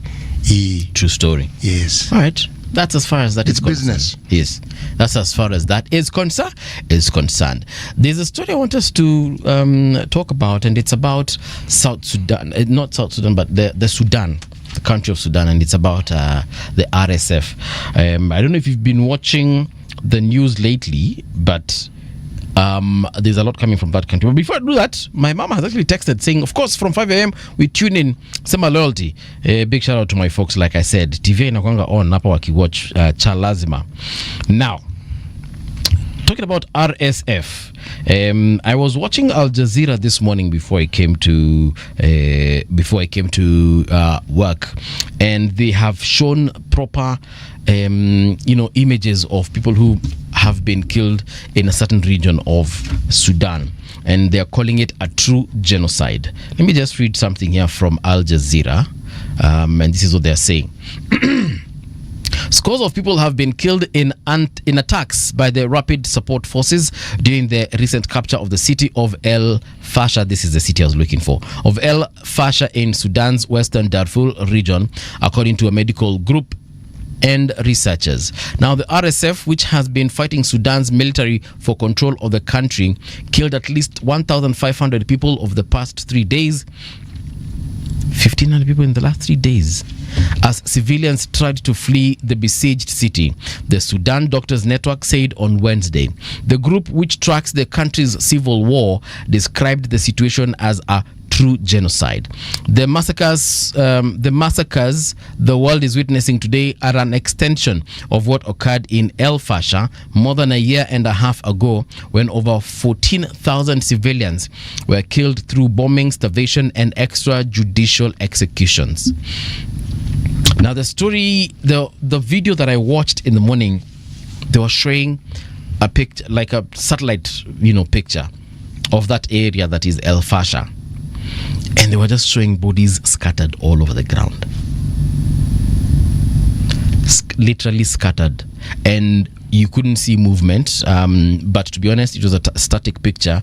But you couldn't see, like, even someone just, standing by, observing, watching. Or you couldn't see people doing any kind of activity, whether it's economic or otherwise, social activities. Like, there was literally no one in that particular village that they had focused on. Bodies were littered all over the ground on that picture. And they brought in a few analysts who do that kind of analysis of videos, pictures, satellite pictures and videos. And they were saying that they were pointing out, saying that why they identify that as a body is because, number one, venye mejilaza kwa ground, and then the pattern of scattering, the randomness of it, and so on and so forth, the proximity to buildings of where those bodies were, and so on and so forth. So experts were analyzing those pictures and saying, by the for sure, this one, if we compare them to pictures from other regions where there's conflict, you can clearly see and say that this indeed is consistent with what would be bodies scattered all over. Then now we have Sudan Doctors Network saying that over 1,500 individuals have been confirmed dead in a period of 3 days. What makes it even worse is that there is a Saudi maternity hospital in Al Fasha. 450 civilians were killed. Patients, people who were supporting them, who are keeping them, people who are already sick and in bed, and the people who were helping them stay. That ecosystem. So someone who was not a threat was killed. No, they're in hospital. Yeah. Maternity means women. Yes. Majority of them. Yes. The vast majority. They were shot dead. But this conflict, to give it perspective, from 2023 until now when it began, it is estimated that 150,000 people have died. Those are very many people. What is the population of Sudan? Let me just check that real quick. Well, Sudan is a growing country with many people. So the population of Sudan is equivalent to that of Kenya, 50.45 million as of 2024. Yeah, as of 2024, that is last year, they were 50 million. So someone has just wiped out over 150,000 people. Yep. Since 2023. Yep. What is the real reason of the conflict in Sudan? And can we say that when President al-Bashir was there that things were better, worse, or there were of no consequence as far as this conversation is concerned? Bear in mind that this country has had over 15 coup attempts and 6 of them have been successful. Those are many. Yeah, 6 out of 15, that's a success rate of what percent? Over 30%. Yes, exactly. Now, if you look at Sudan and what it is that Sudan represented, you will find that every country that we've had on this continent that had a monarch of some sort, when the monarch left, there were always people who came in and sought to have a democratic government. Sudan did the same. Okay?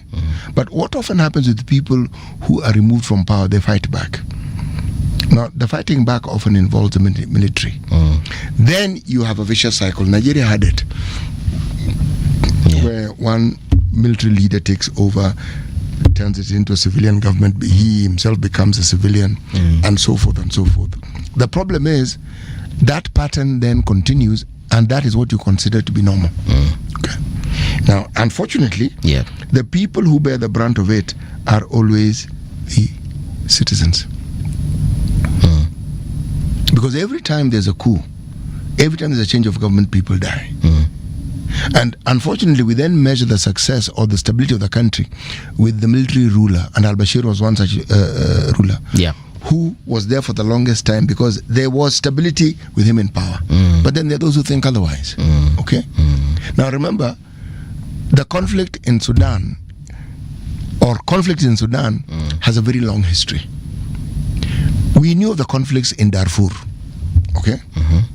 But if you ask me the question, if you look at some of the natural resources that Sudan has, Sudan is one of the biggest producers of gold. Okay. Gold. Yep. And you're Goldie. Najua gold. Dhahabu. Yes. Then southern Sudan had huge crude oil deposits. Okay? Natural resources that are valued. So a lot of this war, even if you look at the current internal conflict that they have, a lot of the control has to do with places where you have huge gold deposits. Some of them are supported by countries in the Middle East. And so the conflict is escalated. Somebody controls a certain region which has natural resources. So they have the wherewithal to be able to buy ammunition and to bring about a fight. You asked the question, let me answer it. It's just a quest for power. You can dance around the logic. Somebody simply Why would you massacre people in the quest for power? Why don't you deal with the person that you have a problem with? So if I have a problem with UCT, I don't have to come to your village and clear everyone. I just come and clear you, and I deal with you, and I'm done with you, and I do whatever I need now to do with the country. And the reason I'm asking this is because I usually don't get why an army, someone with a gun or a soldier would walk into a city, a town, and just decide that hii leo tunamaliza. Whenever you have people who commit the sort of atrocities that we see, you have to ask, why was RSF formed in the first place? It was a rapid deployment force, but for what purpose? It was formed to deal with issues in Darfur. Okay. And these are people who are accustomed to atrocities. It's how they went about their business. They were fighting a war, but if they came across a village and all they needed to do was to assume that there was intel, that some of the people they were fighting were hiding there. We ourselves, when you talk of the Wagala massacre, what do you think happened? Why did all those people need to die? Why? Atrocities that are committed by military forces, part of the reason why they go unchecked is nobody's ever brought to book to account for these deaths. It is just talked about. You may find a leader of that particular group being perhaps taken to a court for some court marshalling. But those cases over time just seem to die. You never really quite get to understand what was the outcome of that particular court process and who was indicted in that whole thing. You never get to hear of it. But a country that has had one civil war after another, what happens over time is that the atrocities become the norm. It's like you want to decimate as many people as you possibly can. To what end? Because they represent the enemy. Now, you want to find the atrocity. Do you know how twisted that is? It is more than twisted. It is absolutely. They represent the enemy. Yes, maternity, people in a maternity hospital representing threats. How? Yeah. How? Or you don't want them to give birth to the next generation. In the 21st century, has genocide actually no?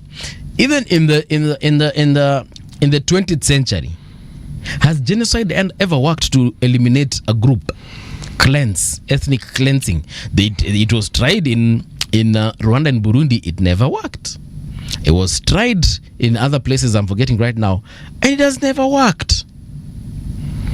Actually, I think in few instances, even in previous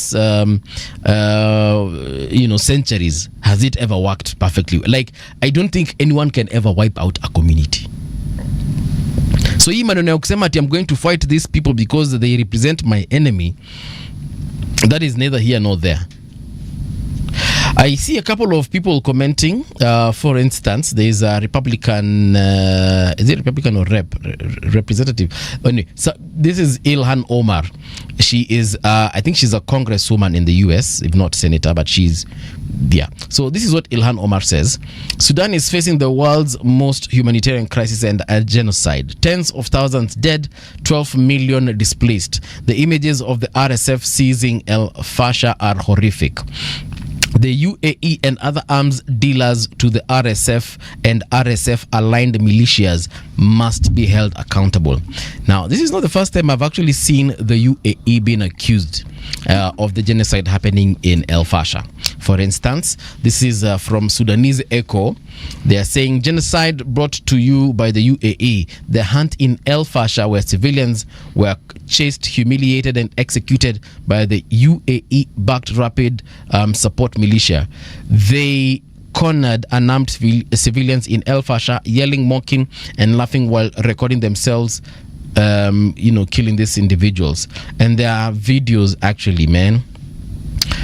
X will never cease to amaze me. Showing videos of people being shot and killed. So yeah, but several people are actually saying that the UAE, this is the United Arab Emirates, are involved in this situation. Let me give a little history about it. The early wars of 1955, 1975 were between the North and the South. long-standing issues. Some of them were ethnic, some of them religious, some of them economic. Then the second civil war was 1983 to 2005, Yeah. when they arrived at some peace. Now, the problem is, once that peace was arrived at and the South formed their own government, then it's like they turned on themselves. Yeah. Because now their power struggle began in 2019 with the removal of President Omar al-Bashir. Okay, after he was removed, that's when what we call the RSF paramilitary and the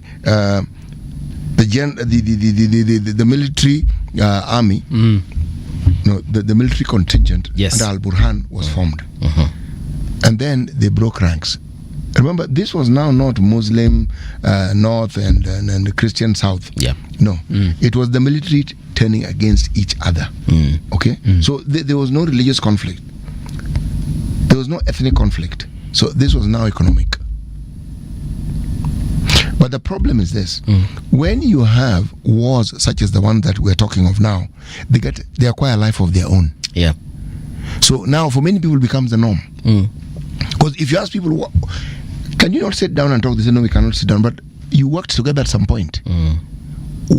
Why can you not go back and talk? So it's like they have to kill huge numbers from each side for them to realize that perhaps we actually do need to talk. The problem with the history of war, it then becomes the foundation of how you go about your business. Yeah. People disagree, you are on a war footing. People disagree, you are on a war footing. So all the development and the rich historic and cultural meaning of Sudan is suddenly lost because of this war. Because wars bring about with them bombardment, loss of human life. And then people run away from the country. The first to move are people who are able to move, and those are people who are, whether they are actually intellectuals or people who have the means. And then those whose economic capacity is much reduced then have to bear the brunt of this particular war. A war they had no contribution to whatsoever, except that they're Sudanese. Yes. That's why these situations that bring about conflict that lead to wars, especially civil wars, man, those things must be avoided. Yeah. They don't help. The images on X, and if you are someone who's squeamish about videos and pictures, I'll tell you, don't go and check this out. There are horrific pictures here, City, of people being hit by vehicles, being kwenye wana gari inaitwaje kwa kizungu? Yeah. The what? People being run over by vehicles. Yes. Yeah. In some of these videos I'm seeing, others being shot, being told lie down, and then they're executed, like literally. I can see videos of a mother and her children being beaten and probably bludgeoned to death. Others are being shot. Then there are images of children hanging from trees with their mothers. Man, this is crazy. No, it's absolutely crazy, man. It's crazy. Others being, like I said, executed in point blank, and so on and so forth. Like the situation, if these are images that have happened in the last couple of days, then I can tell you that whatever is happening in that country right now and in that particular area is definitely it's a bad place to be. It's a really bad place to be if this is happening. So now, in countries such as those, how do people move forward? We saw what happened in countries like Rwanda and Burundi a couple of years ago, and what that did to them. Now we are seeing that happening to our neighbors, very close proximity. Man, siezi taka. Unajua ndio maana tunaambianga hapa hivi na like for example when MP Kaluma came and said that, guys, you wouldn't want to plunge in a situation whereby the military is in charge. No, you don't. Yeah. You do not. You honestly do not. At least civilians have a way of, people will have that dialogue one way or another. They'll call former Prime Minister Raila Odinga CGH. He was like, guys, let's have a conversation. Let's have a conclave. And of course people were like, hey, conclave, and it's okay to be that vocal about situations. But when you consider the alternative For example, there's a picture here, and this one is by The Telegraph, showing a satellite image of sons bloodied with literally pools of blood. Eh? Sons around, homesteads. It's like people who are called outside and, just shot point blank. Yani watu wamenyongwa, wamechapwa, wameuawa, wamechinjwa, wamefanywa kinyo wamefanywa. It's a bad situation to be in. I wouldn't want to be in Sudan right now. Noma sana. Let me tell you, Yeah. it takes a very long time for countries to actually recover from the sort of atrocious situation we find in Sudan. When Yugoslavia broke up and all these countries were formed, God Almighty, neighbors turned against neighbors. The killing was beyond measure. We know this because some of those leaders ended up at The Hague to answer for those questions. Home, we saw what happened in Rwanda.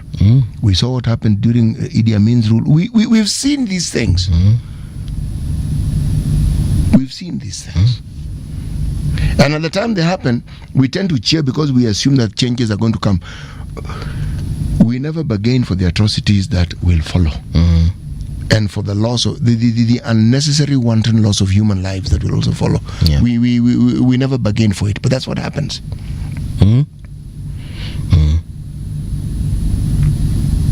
When people do not regard human life highly, that is usually the warning sign that we should be careful about. If someone doesn't seem to regard human life, and regarding human life is this: Yes. when you're in a position of authority and your actions do not indicate in any sense of the word that you prioritize the betterment of the lives of the citizenry whom you have charge over, whom you have responsibility over, then that is a warning sign that you must not ignore. Yeah. You must not ignore it, because it spells doom in many ways, and it spells problems in very many ways. Yeah. Yes. Now, the signs that we see are the signs we ignore, and it is what we ignore that normally follows us and comes about to bite us. Yep. See, right now we are toying with the idea of electing people. This issue of electing a certain type of person, it's not that they talk nice, they know how to convince you. A simple enough question: what sort of people are they? What have they demonstrated throughout their lives to be? Are they honest people? Are they people who stand for something that is moral, that is ethically correct? Forget this nonsense of they will build schools and build roads. Forget that. That's not their job. Yeah. What sort of people are they? Simple enough question. When you can answer that question, and if you get the razzmatazz which comes with our politicking, where insults are traded and people find it hilarious, where people are insulted in public, and all manner of crude and crass things are said about individuals, the moment somebody descends along that very dark alley, you will pay a very steep price if that person is elected and has a position of authority. Yeah. Because that personality that you saw being manifested will not go away. Now you'll have given them power. So what do you think they will do? How do you think they will represent you or your interests? When you look at their lives, there's nothing they've done that has actually ever demonstrated that they are concerned. Someone doesn't have to have much. They just need to be somebody who is concerned. They voice the concern. They speak for those who are infirm. They speak for those who are disabled. They speak for those who are disadvantaged. They help with what they have. That's what I'm talking about. You don't have to have plenty in order to help. No. You start with what you have. You know, when you actually think about what people fight over, and I remember there's a time here we asked ourselves, just how much is enough? When someone says, because from what we are seeing, clearly there's a power struggle. Someone wants to be in charge. Someone wants to clear the other person or the other people, what he or she is considering an enemy. But so what? Once you get rid of them, and then will your problems disappear? Will you have cured cancer? because the world is full of problems, and your so-called enemies, in my opinion, are the least of your problems. There is always a way to live with who you perceive to be your enemy, because if we're being honest, the reason he is your enemy is because probably you feel somehow umekosewa. What is it that an apology cannot solve? Precisely. Once you apologize, you deflate that whole angry situation. It becomes it's an apology is transformative. Yeah. What is so difficult about having a conversation with someone and tell them, City, look, umenikosea hivi na hivi, and to be honest, I am pissed beyond words, and we just agree on how to move forward. You might not even apologize, but we might end up saying, you know what, kamba mbaya, let's draw the line here. You stay there, I stay here, and we're good to go. But when we get to a point whereby other people have to die for your cause or for the other person's cause, then it stops being about you and that person. What is this thing that you are doing that people have to die for? Exactly. The moment it now involve other people and other people have got to die. Yes, I mean, what is it? It's now no longer about me and CT. It's something else. And clearly I am the problem, and also you are the problem, because if we can't get to a point, because hata kama mimi nimekukosea City na nianze kuona watu wanakufa, you know, I'll get to a point where I'll humble myself and be like, you know what, City, I'm sorry. The former Prime Minister, Right Honorable Raila Odinga, has been criticized for many things. When you are a leader that as prominent as he was, yes, you will attract admiration and anger and derision in equal measure. But the criticism in the recent past was about his support of this particular government. Yes. Many people who are citizens of this country have never bothered to understand what Raila went through. How the process of his maturation into politics, and how even his idealism and his way of thinking morphed over time. Yeah. If I was alive and well, so it's something I can speak of because I saw the changes. Raila was an extremist. And that toned down with time and age, toned down. And he became one of the most conciliatory people you could actually ever come across. It's like there's a problem, but can we find a way out of this so that we have peace? Okay? Yeah, I see what you're fighting for, but can we? His history enabled him to see these things with clarity. Yeah. Now, many people who are shouting have never seen conflict, have probably never witnessed people dying. They were not in the repressive regimes of Kenyatta and Moi, so they don't know. They actually don't know. So even as they speak, they're speaking from a position of ignorance, but they don't know that that's what's happening. Yeah. They are always peaceful solutions if you focus on having them. But those solutions don't begin as solutions. They begin with having a system that guarantees that the way to solving it is a dialogue. That's why a parliamentary system of government is preferred by many people. Because you will not rule alone. It will not be winner takes it all. No. You have to always include others in your conversation. Yeah. So the moment that happens, you have a check and balance. That brief moment in time when we had 5 years of a coalition government between Raila and Kibaki, man, we moved as a country. Yes, we did. That government had a check and balance instituted within it. It was competitive. Yeah. There are people who felt Raila shouldn't be there. There was all these fights. There are people who felt Kibaki had lost the election. So already the protagonists were clear. But we benefited because these disagreements were taking place in a peaceful environment. Now it's a culture we should take advantage of. These people who shout loudly and who want to talk about situations that should come about as a result of war. War doesn't create peace in the way that you think. War creates death. Conflict creates death, upheavals, pain, and pain which in turn creates more divisions and more divisions than you anticipated. And all that can be avoided when you have a system. Yes, when you have a system where all you need to do is talk. You know, back in the day, from again what I understand, from the movies that I watch, of course they're not necessarily historically accurate. No, drama represents the truth. Put it that way. Yeah. but it's drama, but it represents reality. There are instances where you'd see someone saying, bring your best fighter. Then I bring my best fighter.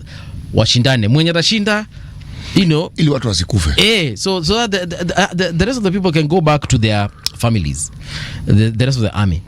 And I feel like perhaps we need to adopt this kind of thing, whereby if honestly country A has a problem with country B, we just or area A has a problem with area B, or person A has a problem with person B, tafadhali you two square it out.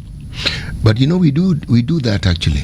If you look at the democratic process that we refer to as an election, that's what it does. There are those who think that they can do better than the others. So we tell you what you do: go and convince people to vote for you. Yeah. Explain to them why you are better, and explain to them why they should vote. If a large number of people vote for you, then we're good to go. Then we're fine. Yeah. Because even leadership, when you're talking about many traditional societies, it was consensus within a group of, whether it was elders or people, they say, different views, okay, let's see. The consensus, it was agreed upon. Now, communities where your might is what enabled you to be considered a good leader, somebody who has fought wars, won wars, brought wealth to the community and so forth. Or traditionally in Africa, somebody who could farm large pieces of land, somebody who had lots of cattle, had lots of wives, so it means they had lots of children, and with the time they had lots of relatives because children married. That is a powerful person, and in time that person could be a king. But if you look at the process, consensus was built over time. Yeah. And there was something about this individual that made people feel, if he can manage such a large family, surely he can manage other people. Yeah. Yes. Yeah. You can see. Because a polygamous setup is actually a management situation. The understanding, yes. Yeah. No. Continue. So I'm saying that when you pursue a path that brings about the sort of death and mayhem that you're seeing in Darfur, for what is this? I mean, what is supposed to be the end of all this? What is it that you have sought to achieve? And you see, the kind of conflict I was talking about also is, for example, right now, Ukraine and Nani are having issues, Russia. So many people have died, and Yes. and those people have actually died for nothing. They have died for nothing. Why don't we have the president of Ukraine, that is President Zelensky. Yes, Volodymyr, and then President of Russia, President Putin, they meet in a boxing match. Kila mtu apatiwe gloves, square it out, and we can even say, let's go for several rounds, and we can even split it over several days. So today we can have match 1, mujuane hapo ndani, mwenye ataandikwa sawa, we wait recovery. Next month we meet. Paul, the Europeans measured national superiority, Right. and national ego by one, the country, the geographical area you controlled, and areas that you had over time colonized through war and dominated over time. And the people who were considered to be at the heart of that considered themselves superior. Whether you're talking about the Europeans, Right. you're talking about the French, the British, whether you're talking about the Spaniards, the Portuguese. This was the order of the day. Now, if you look at the new order under, say, America, after the Berlin Wall fell, Right. and the stranglehold that Russia had waxed and waned, then you find that with the new order, the principles are still the same. What makes you able to chest thump is the control you have. We now refer to it as soft power, but it is power that is exerted in you anyway. Now, when someone decides that they want to make their country great, what do you think Putin is doing? He is not shouting that he will make Russia great again, but that's what he's trying to do. I am going to get back the glory that we once had. And whenever a leader goes into, I will make our nation great again, it means one, either they have sensed that their popularity is beginning to fall or fail, or the form of government and the economic model that they have isn't quite benefiting the citizens of the country, and they're likely to face opposition. So you preempt it ahead of time. When you have a war, your problems will come in either when that war clearly turns against you or after there's been a ceasefire. So you will use all manner of excuses and reasons to get the citizens of your country, because you have to have them behind you to understand and to explain that, you know, these people, this is what's happening, this is what these people are doing, this is what's going on here. All reasons. But this is how human beings have gone about their business. Now the Europeans, including the Russians, they have a history of this. Somebody wants to do something and then they go and claim a certain area and say this one is ours. And people start a fight over that, and suddenly before you know it, the army is involved and the other army is involved, and those whom they've signed a treaty with have joined them, and suddenly you have a very big war on your hands. And it began with the greed of one individual. Right. Now, one of the things that we need to do as Africans, we have very good traditions, and our traditions were always consultative. That we had a culture where we respected old people or older people was with reason. They were our Wikipedia. They were our encyclopedia. They haven't stopped. Yeah. The knowledge is now in the form that I've mentioned, but there are things that are not documented in writing and yet they exist. The reference point of getting a consensus. Communities where they still have that way of doing things thrive. You may not think so, but they do. They have problems, yes, but they do. Meaning, it is not difficult for people to get together and arrive at a consensus and a way forward. That helps them become a force to reckon with. They become an economic force to reckon with.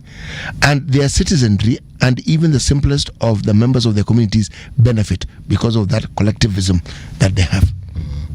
And it's brought about by an understanding that is brought about by a consensus. Right. Yes. Mweni says that this chapter is very good. Open up people's minds as to why we should seek peace no matter the situation. Yeah, exactly. People don't have to die. My take 2.1 asema, and there are very many ways through which a country can end up in war. People using social media to stir up ethnic emotions can lead to some serious beef between communities. Yes. Very true. It's something that must be avoided. You know, you actually can go through an electoral process by putting your best foot forward and making sure that people actually genuinely understand what it is you stand for. And the people who bring themselves or want to bring themselves to the ballot, those who form the population of individuals who vote for them, this way we become wise because we are many. We are more than the individuals who are standing or who want to offer themselves to be elected to the ballot. They are known. I mean, they don't come from some other planet. These are people we know. They are our neighbors. They are our relatives. They are our kith and kin. And we do know people who have a track record of doing the right thing. We do. The money that people give you doesn't do anything.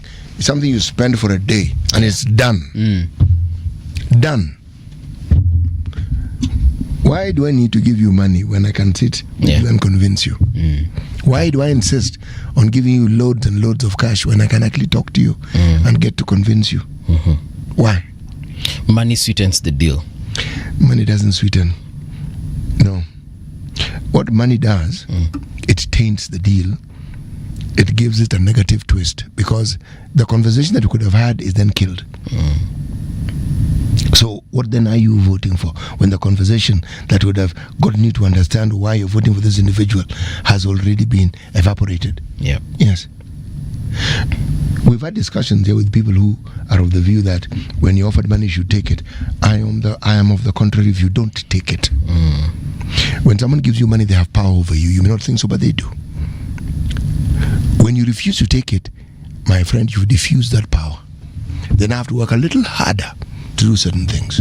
You remember when we spoke with the MCA from US? I'm forgetting the position she held, but it was the equivalent of an MCA. You're the representative. Yes. She told us that Ukubwana in the US, you cannot give people money. No. Until you've gone to a rally and then openly. Pangani line. Openly. You can't. Or you've gone to a funeral, then openly you tell guys, okay. Wajua utashikwa na utafungwa. What? Na hiyo story yako itaisha. But in Kenya, they do it. Yani, it's not even a secret. They announce it kwa microphone. Haya basi sasa, wananchi, pangeni laini hapa na mkwe orderly tafadhali.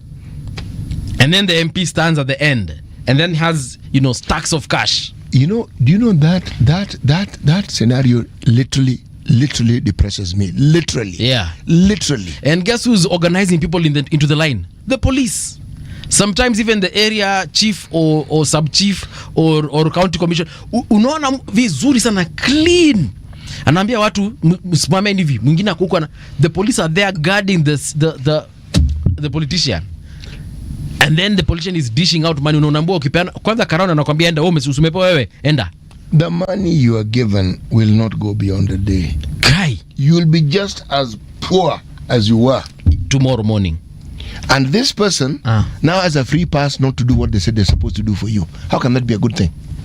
No, I cannot picture that happening in the US, where you see a police officer coming to tell citizens, all right, now I need you to make a straight line, and then Mwashimiu here is going to make sure that everyone gets a 50 bob.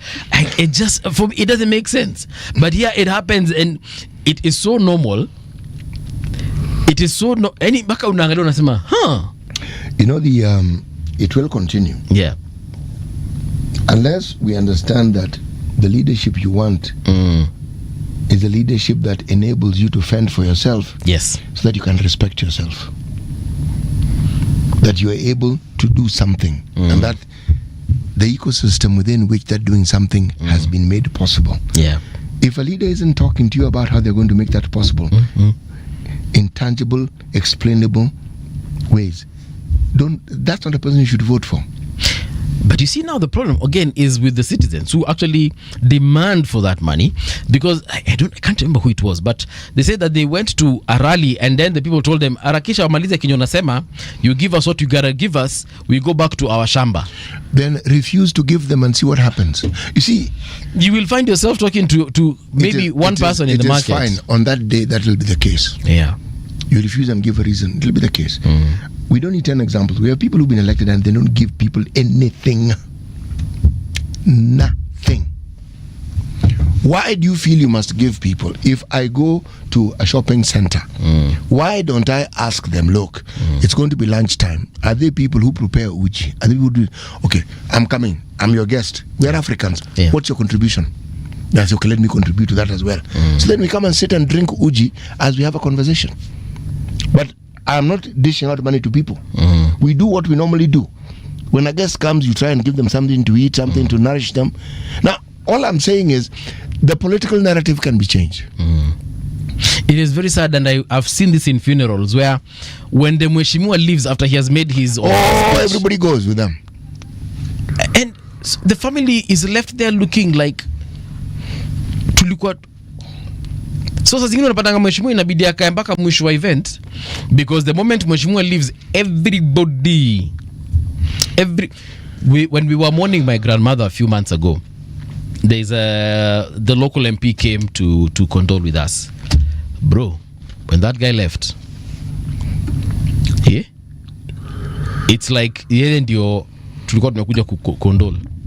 Because when he left, everyone literally just walked off. Let me ask you, Paul. Yes. Were you still able to bury your grandmother? Oh yes. Then thank God. No, actually not on on the day of the burial. He was kind enough and he stayed the entire time. Thankfully, probably he didn't have anything else to do. But whatever the case, it was on a weekday. I think it was on a Friday. He stayed with us the entire period to kazika my grandma.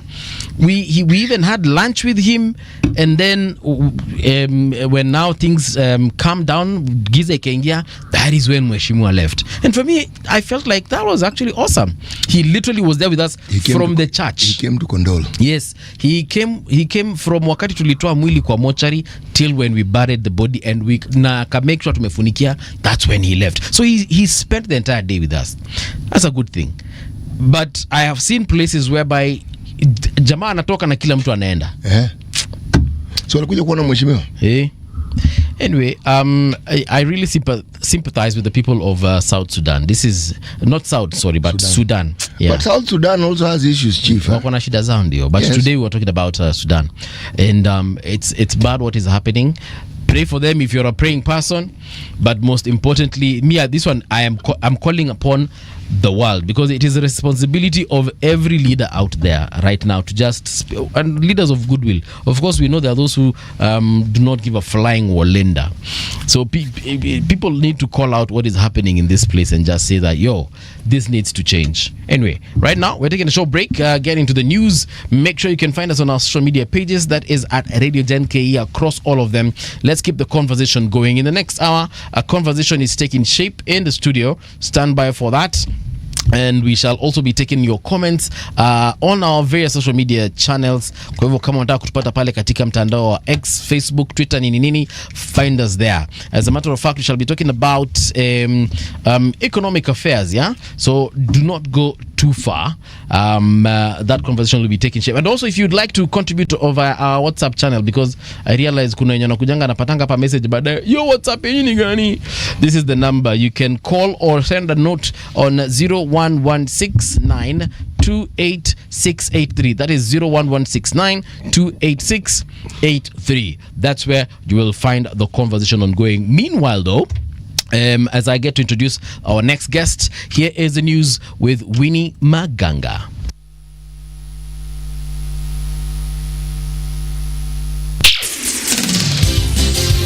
It's 8 o'clock. Radio generation, the sound is fine. Pump it up, turn it high all the time. Let the music move you, let's sway. Radio G's got your jam all day. Radio Generation, the home of urban soul.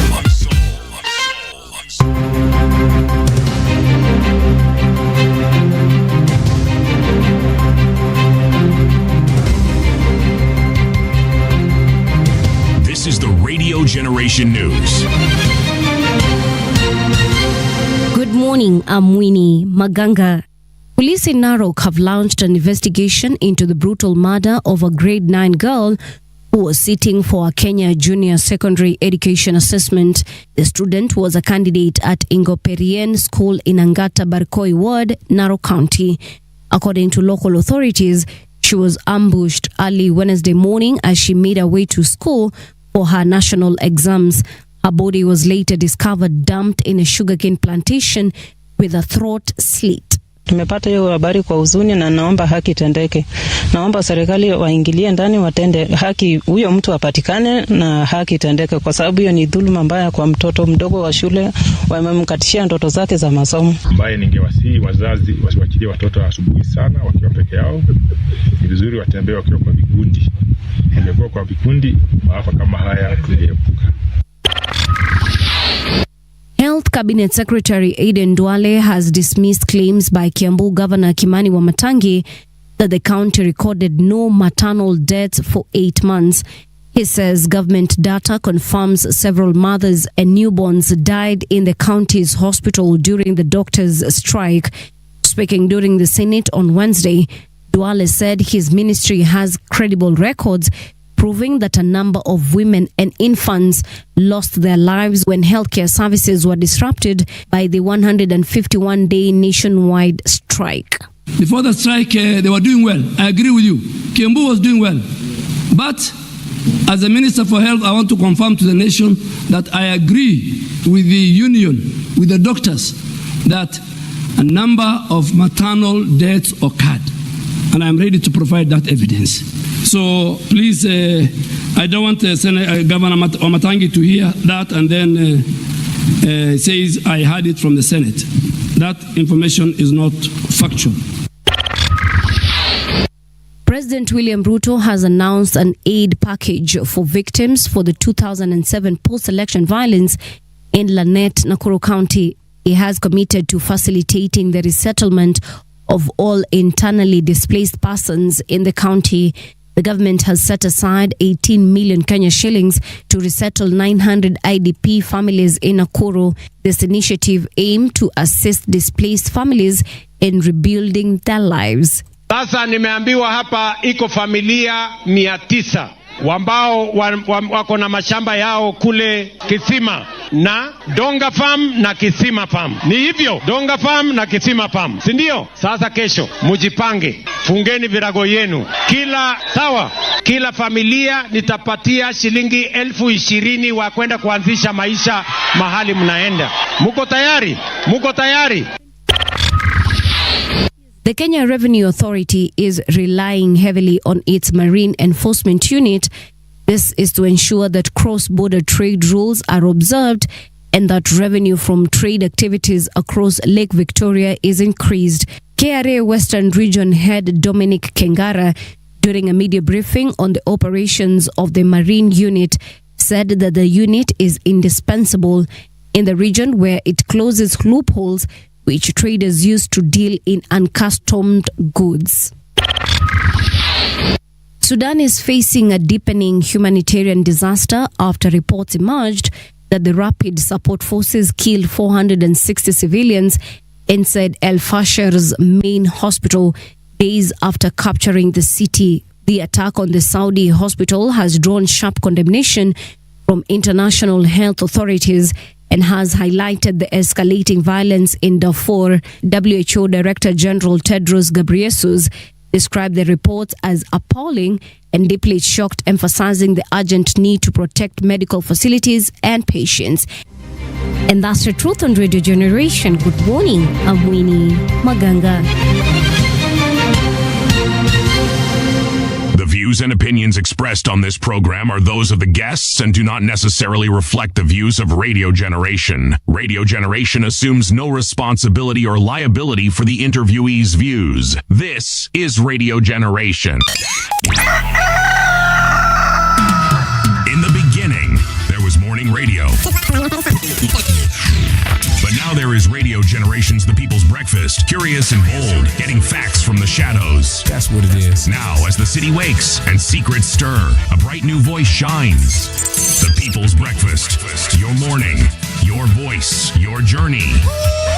Good morning. Good morning, my neighbor. Welcome to the home of hard truths and bold insights, Radio Generation. A very good morning to you. Welcome to Radio Generation. The time right now is 6 minutes past 8 o'clock. My name is Mungala Mbuvi. In studio, I do have the Secretary for Planning and Economic Affairs in DCP. That is Dr. Peter Mbai. And the conversation today is the rift within the mountain. And if indeed there is one, he will let us know. Daktari, welcome to Radio Generation once again. Very good. Good to see you again. Nice to see you. Yes. And you keep on glowing every time I see you. Well. I don't really. Kama umanu ulitoka stress. No. Machine zilikuwa mingi huko bada. You know, you are all stressed, all of them. You don't know who is talking to you about who. Yes. You know, yes. a lot of undermining. Right. You know, shida mingi. Like, you're not able to think straight, you know. Yes. Especially if you know you are genuine. And then the space you are in. It's like, yeah, you know you are genuine, you want to deliver, you know. Right. But the space around here is so toxic. Right. You know, it's not right. But of course, there are guys who will live somewhere. Right. Well, because, you know, they need the money. They have loans. Yeah. But also, you look at life. And what is it for life? It's what you do. Sure. It's not about you can get a few things here and there, but you are stressed. You know, you are not able to do whatever. Right now, we are doing what we can. What is it? Giving people hope. Yeah. Giving Kenyans hope. We're in a very bad place. We're in a very bad place. I can tell you, people are barely surviving. True. I can tell you guys are coupling this money. Then a month comes, they have to pay this, so they have to borrow some other place to pay off this. Then hope for some divine intervention for the next month. Yeah. Because the whatever cannot fit. The law, I mean, the way you can say a budget is working, it's always on deficit. True. There are so many things happening. The pay slips are cut. And remember, anybody with a pay slip, because of that issue of they support so many other people. But so there's a lot of depression. Yeah. We get these results every day out of what I do at the party, you know, planning and economic affairs. We have a lot of, units that do a lot of research every other time about what's happening around the issue of pending bills. Right. 900 billion. Quite a number of them affecting business people. I mean, they go and took loans. So the bank is saying, I am not aware about your deal with the government. Yeah. So me, I want the money. So there's a lot of depression. But let me tell you, one thing we must give our people continuously is hope. We must tell them, look here, guys. I mean, God is with us. We are not yet dead. We are alive to see another day. That's the hope we have. And we shall see another. No, it has to be. I mean, that's why people come different places. Today we have teachers, we have nurses, we have business people. Some of us in leadership and governance, we have to come and tell people, guys, no, there's something we are fixing. We may have gotten along. There's something that happened that we didn't see, the issue of the governance of this country. But we are here to tell you, hey guys, we are crafting something. No matter what. To sell something to Kenyans, to tell them, wait guys, I mean, we are not to the abyss. I mean, there is somewhere we are heading to.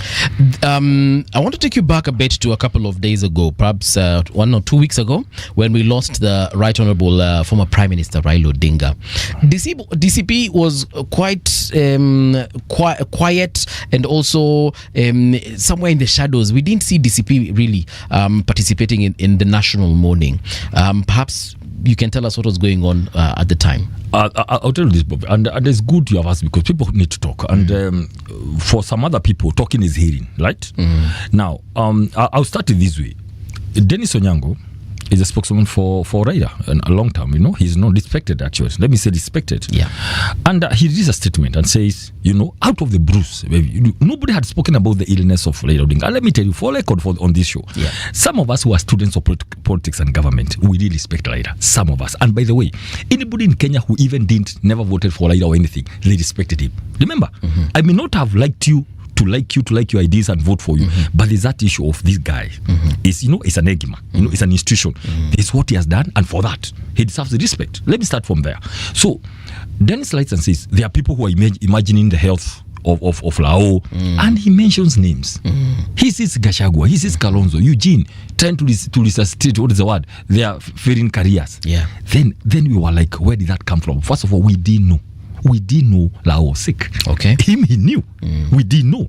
So I was like, is it NIS trying to put in this thing to the opposition because they knew what would happen? Maybe they had an idea. Then we said, then the following day there was a rally. And Gachagua is saying, in a way of answering back, like, we don't know where this one came from. Kalonzo, see bacteria? Yeah. Kalonzo, see virus? Like, why are you accusing us of engineering the sickness of Lao? Please, and let it be very clear. Yeah. So, whatever happens, and the bad news comes, and I can tell you this, but people are very shocked because, unfortunately in Africa, we don't manage the health of senior people nicely. Okay. This guy is not your just family member. It's not just your dad. He's also a dad to many people. True. So people need to know. So people didn't know. Then it happens. So sad. And in a nutshell, the Honorable Gachagua decides. Yeah. First of all, he does a message of condolence. Okay? His own, he's there hours after.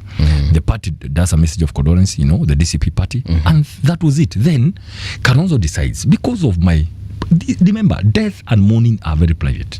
Yeah. Kalonzo had to cut his trip to come back to go and mourn, literally, physically, at Nyayo and whatever, at home and all that.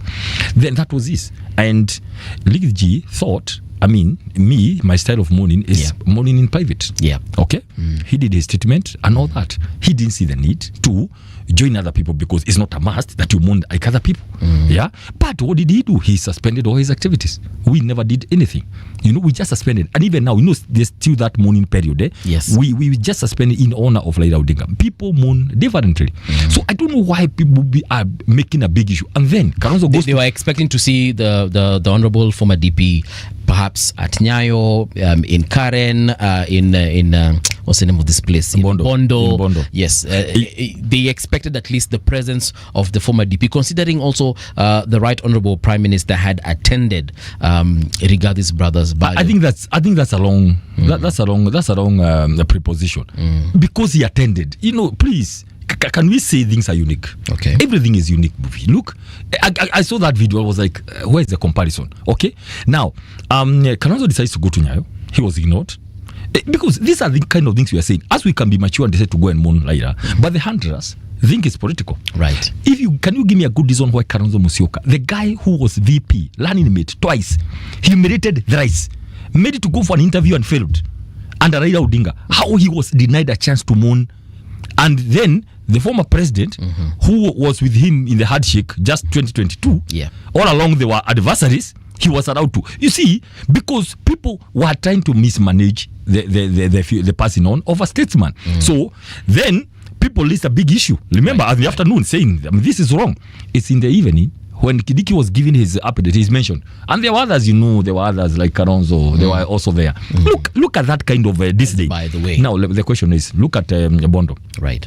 So Kidiki now, because of pressure he's given, and Kalonzo, he's given a chance. The moment he mentioned that Eugene is there, and he has a poem, the program was like, no, not anymore. Now, let me ask you, why do you want to subject yourself to some humiliation or some kind of contempt? Yeah. Why? There's no competition on who is going to mourn best. So we knew that some people who are shouting loudest at in Bondo, unfortunately, not the people moving. The people are always very united. Actually, as a matter of fact, a number of people you saw in Bondo there, many people are actually in one term. They are not for government, but the leaders, they are gatekeepers, right? They were planning some things. Why go somewhere where you think that you may not be welcome because of heckling? Why don't you allow the Raila Odinga to be mourned in peace by the people who feel that they need to be there? Yeah. Why did you want Rigathi Gachagua to go there and he's there, not given a chance? Because the handlers, they fear his influence and all that. So what I can tell you, please, let Kenyans also understand that. Right. Rigathi Gachagua mourned Raila Odinga in his own way. I mean, people mourn differently. Yesterday you saw the senators for Kiambu and Nyandarua in their own capacity. Right. With the Oburu as a colleague senator, they went to his place. Can we agree that people can mourn in different ways without necessarily doing what is popular and what people think should be done? Let that matter settle there. And as you can see, the following day, what happens? Issues come up about Kahiga, right? Yeah. But instead of Wanga addressing the issue of Kahiga, she mentioned Kahiga for 2 seconds, then went on the issue of Rigathi. So they were looking for Rigathi all around. Yeah. They were looking for where they can get the Honorable Rigathi Gachagua in the whole story, so they can implicate him in all these things about supremacy, political and otherwise. So there's nothing wrong that Rigathi Gachagua did. Right. He was brought in the issue of illness, and he decided to just mourn privately and all that. And for record, again, it's good to mention here in passing, Kahiga, the governor for Nyeri, is not our person. Again, let me tell you, Kahiga goes and says something. People again expect Rigathi Gachagua to come and respond. Like how? Movie look here.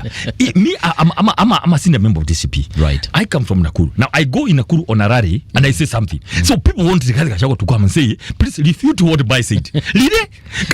That's number one. But number two, he's not our person.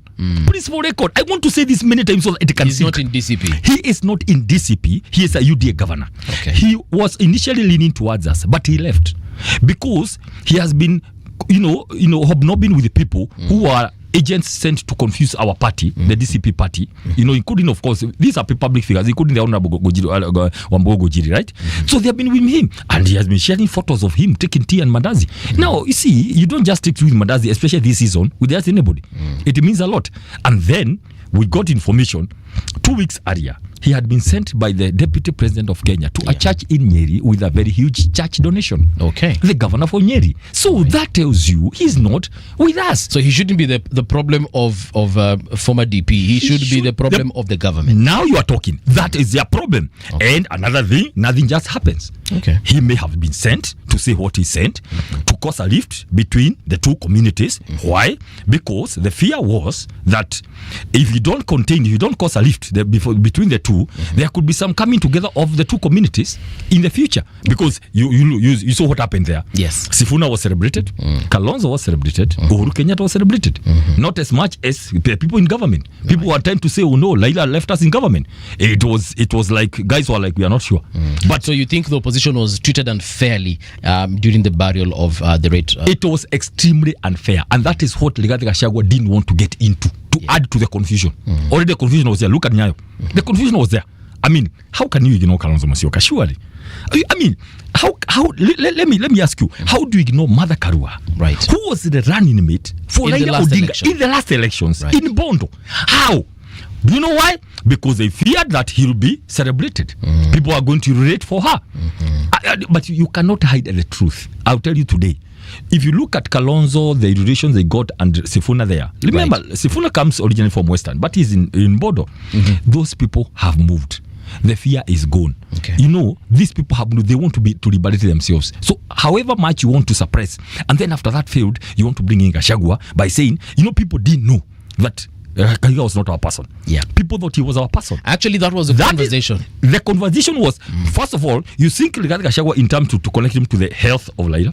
Then you come and that he didn't attend the burial because you wanted you to attend the burial so you can smoke him. So you can humiliate him.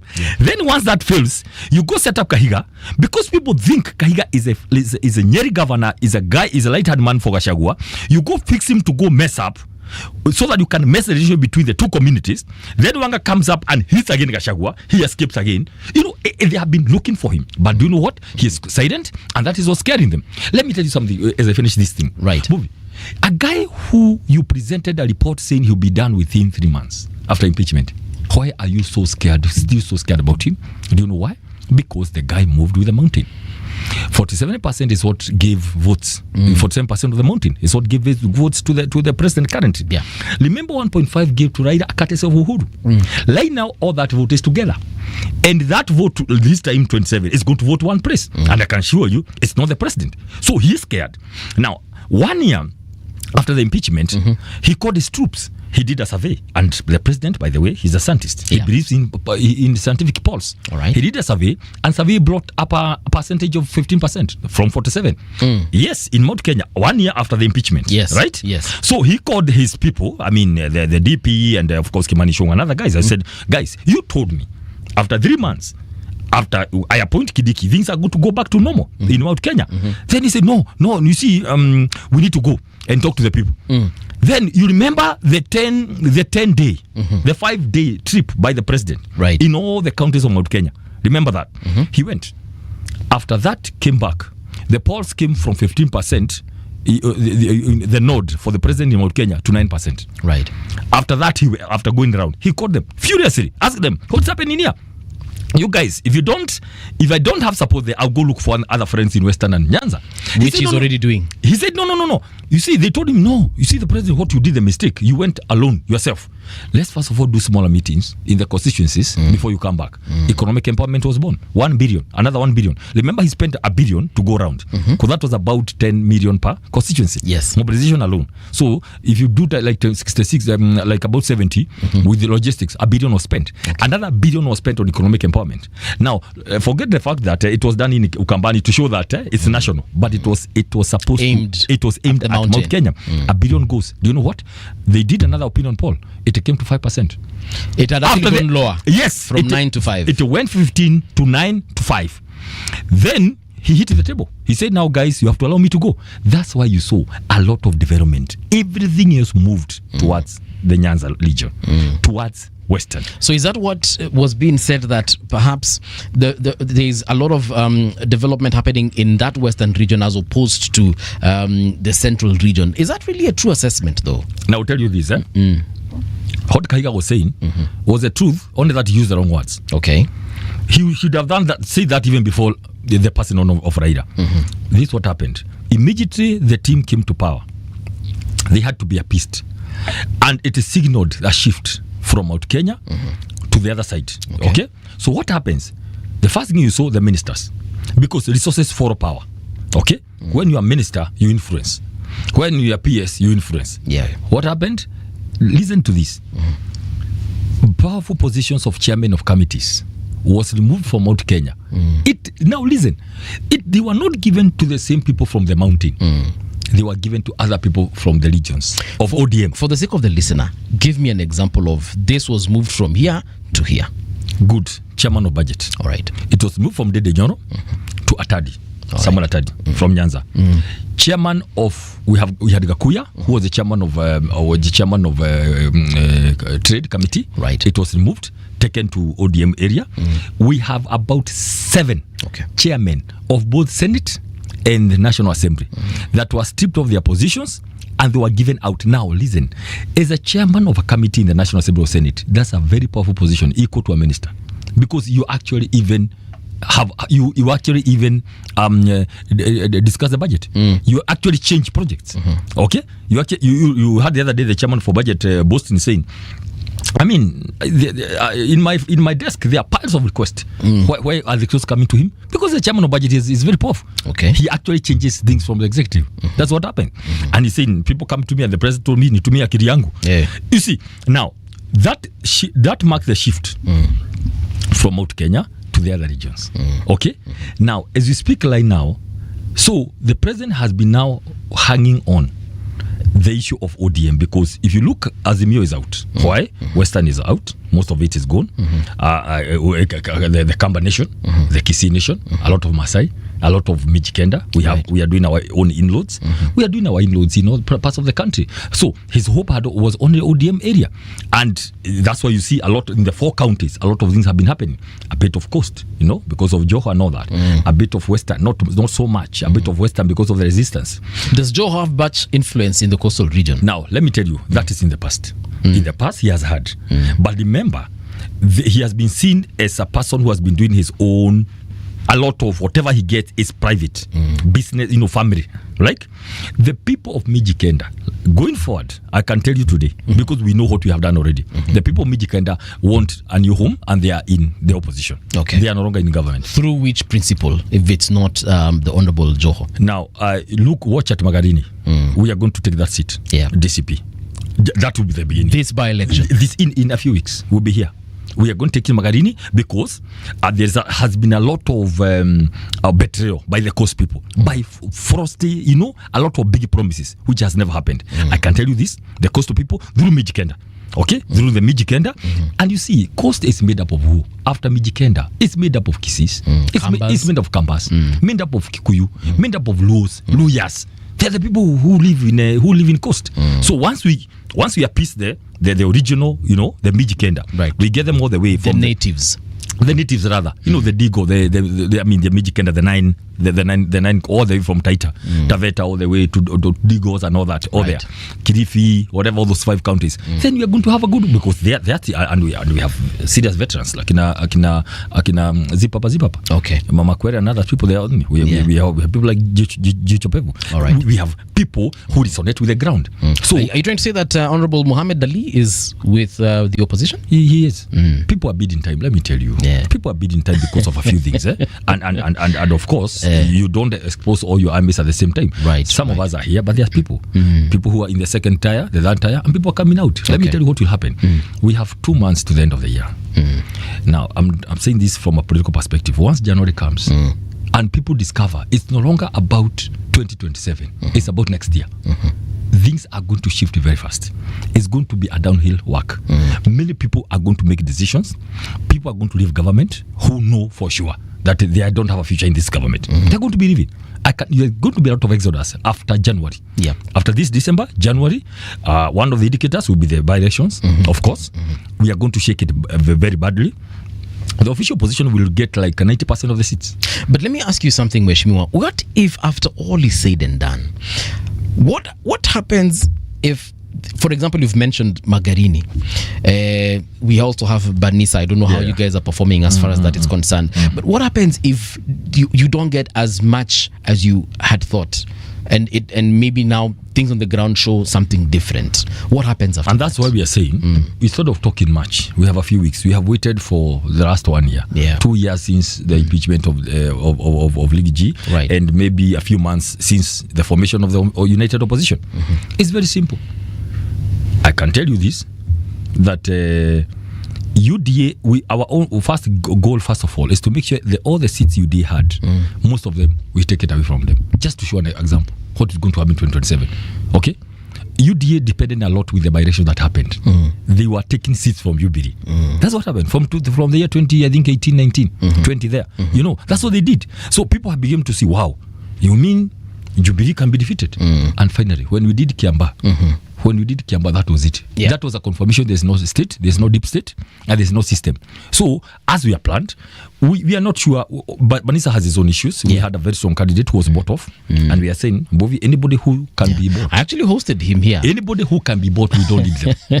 But let me repeat this. Yes. Actually, going forward, we are going to be very key on who we trust on our tickets. Okay. Anybody who has any idea they can be bought at night, we don't need them, because where we are going, we want soldiers. We want committed people loyal to the cause.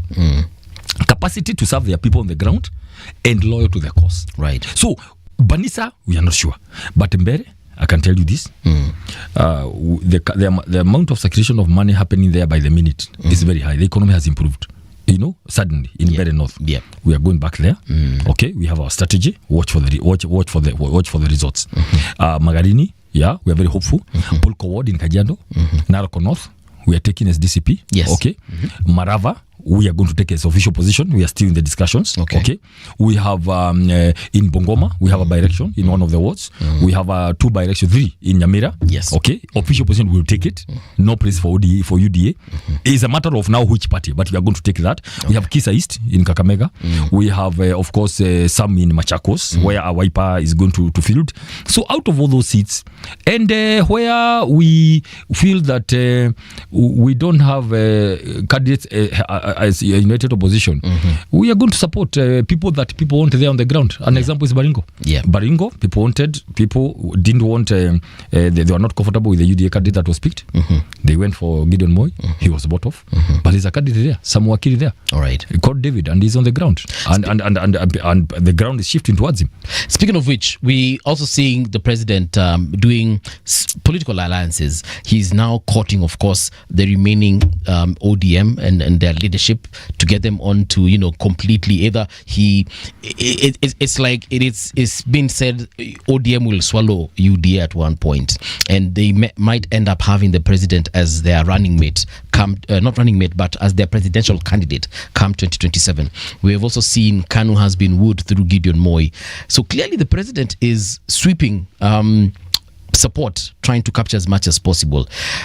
In regards to the coalition between ODM as constituted right now with the president, what does that mean for his political future, according to your eyes? 2 things, 2 things. Now, let me start from this point.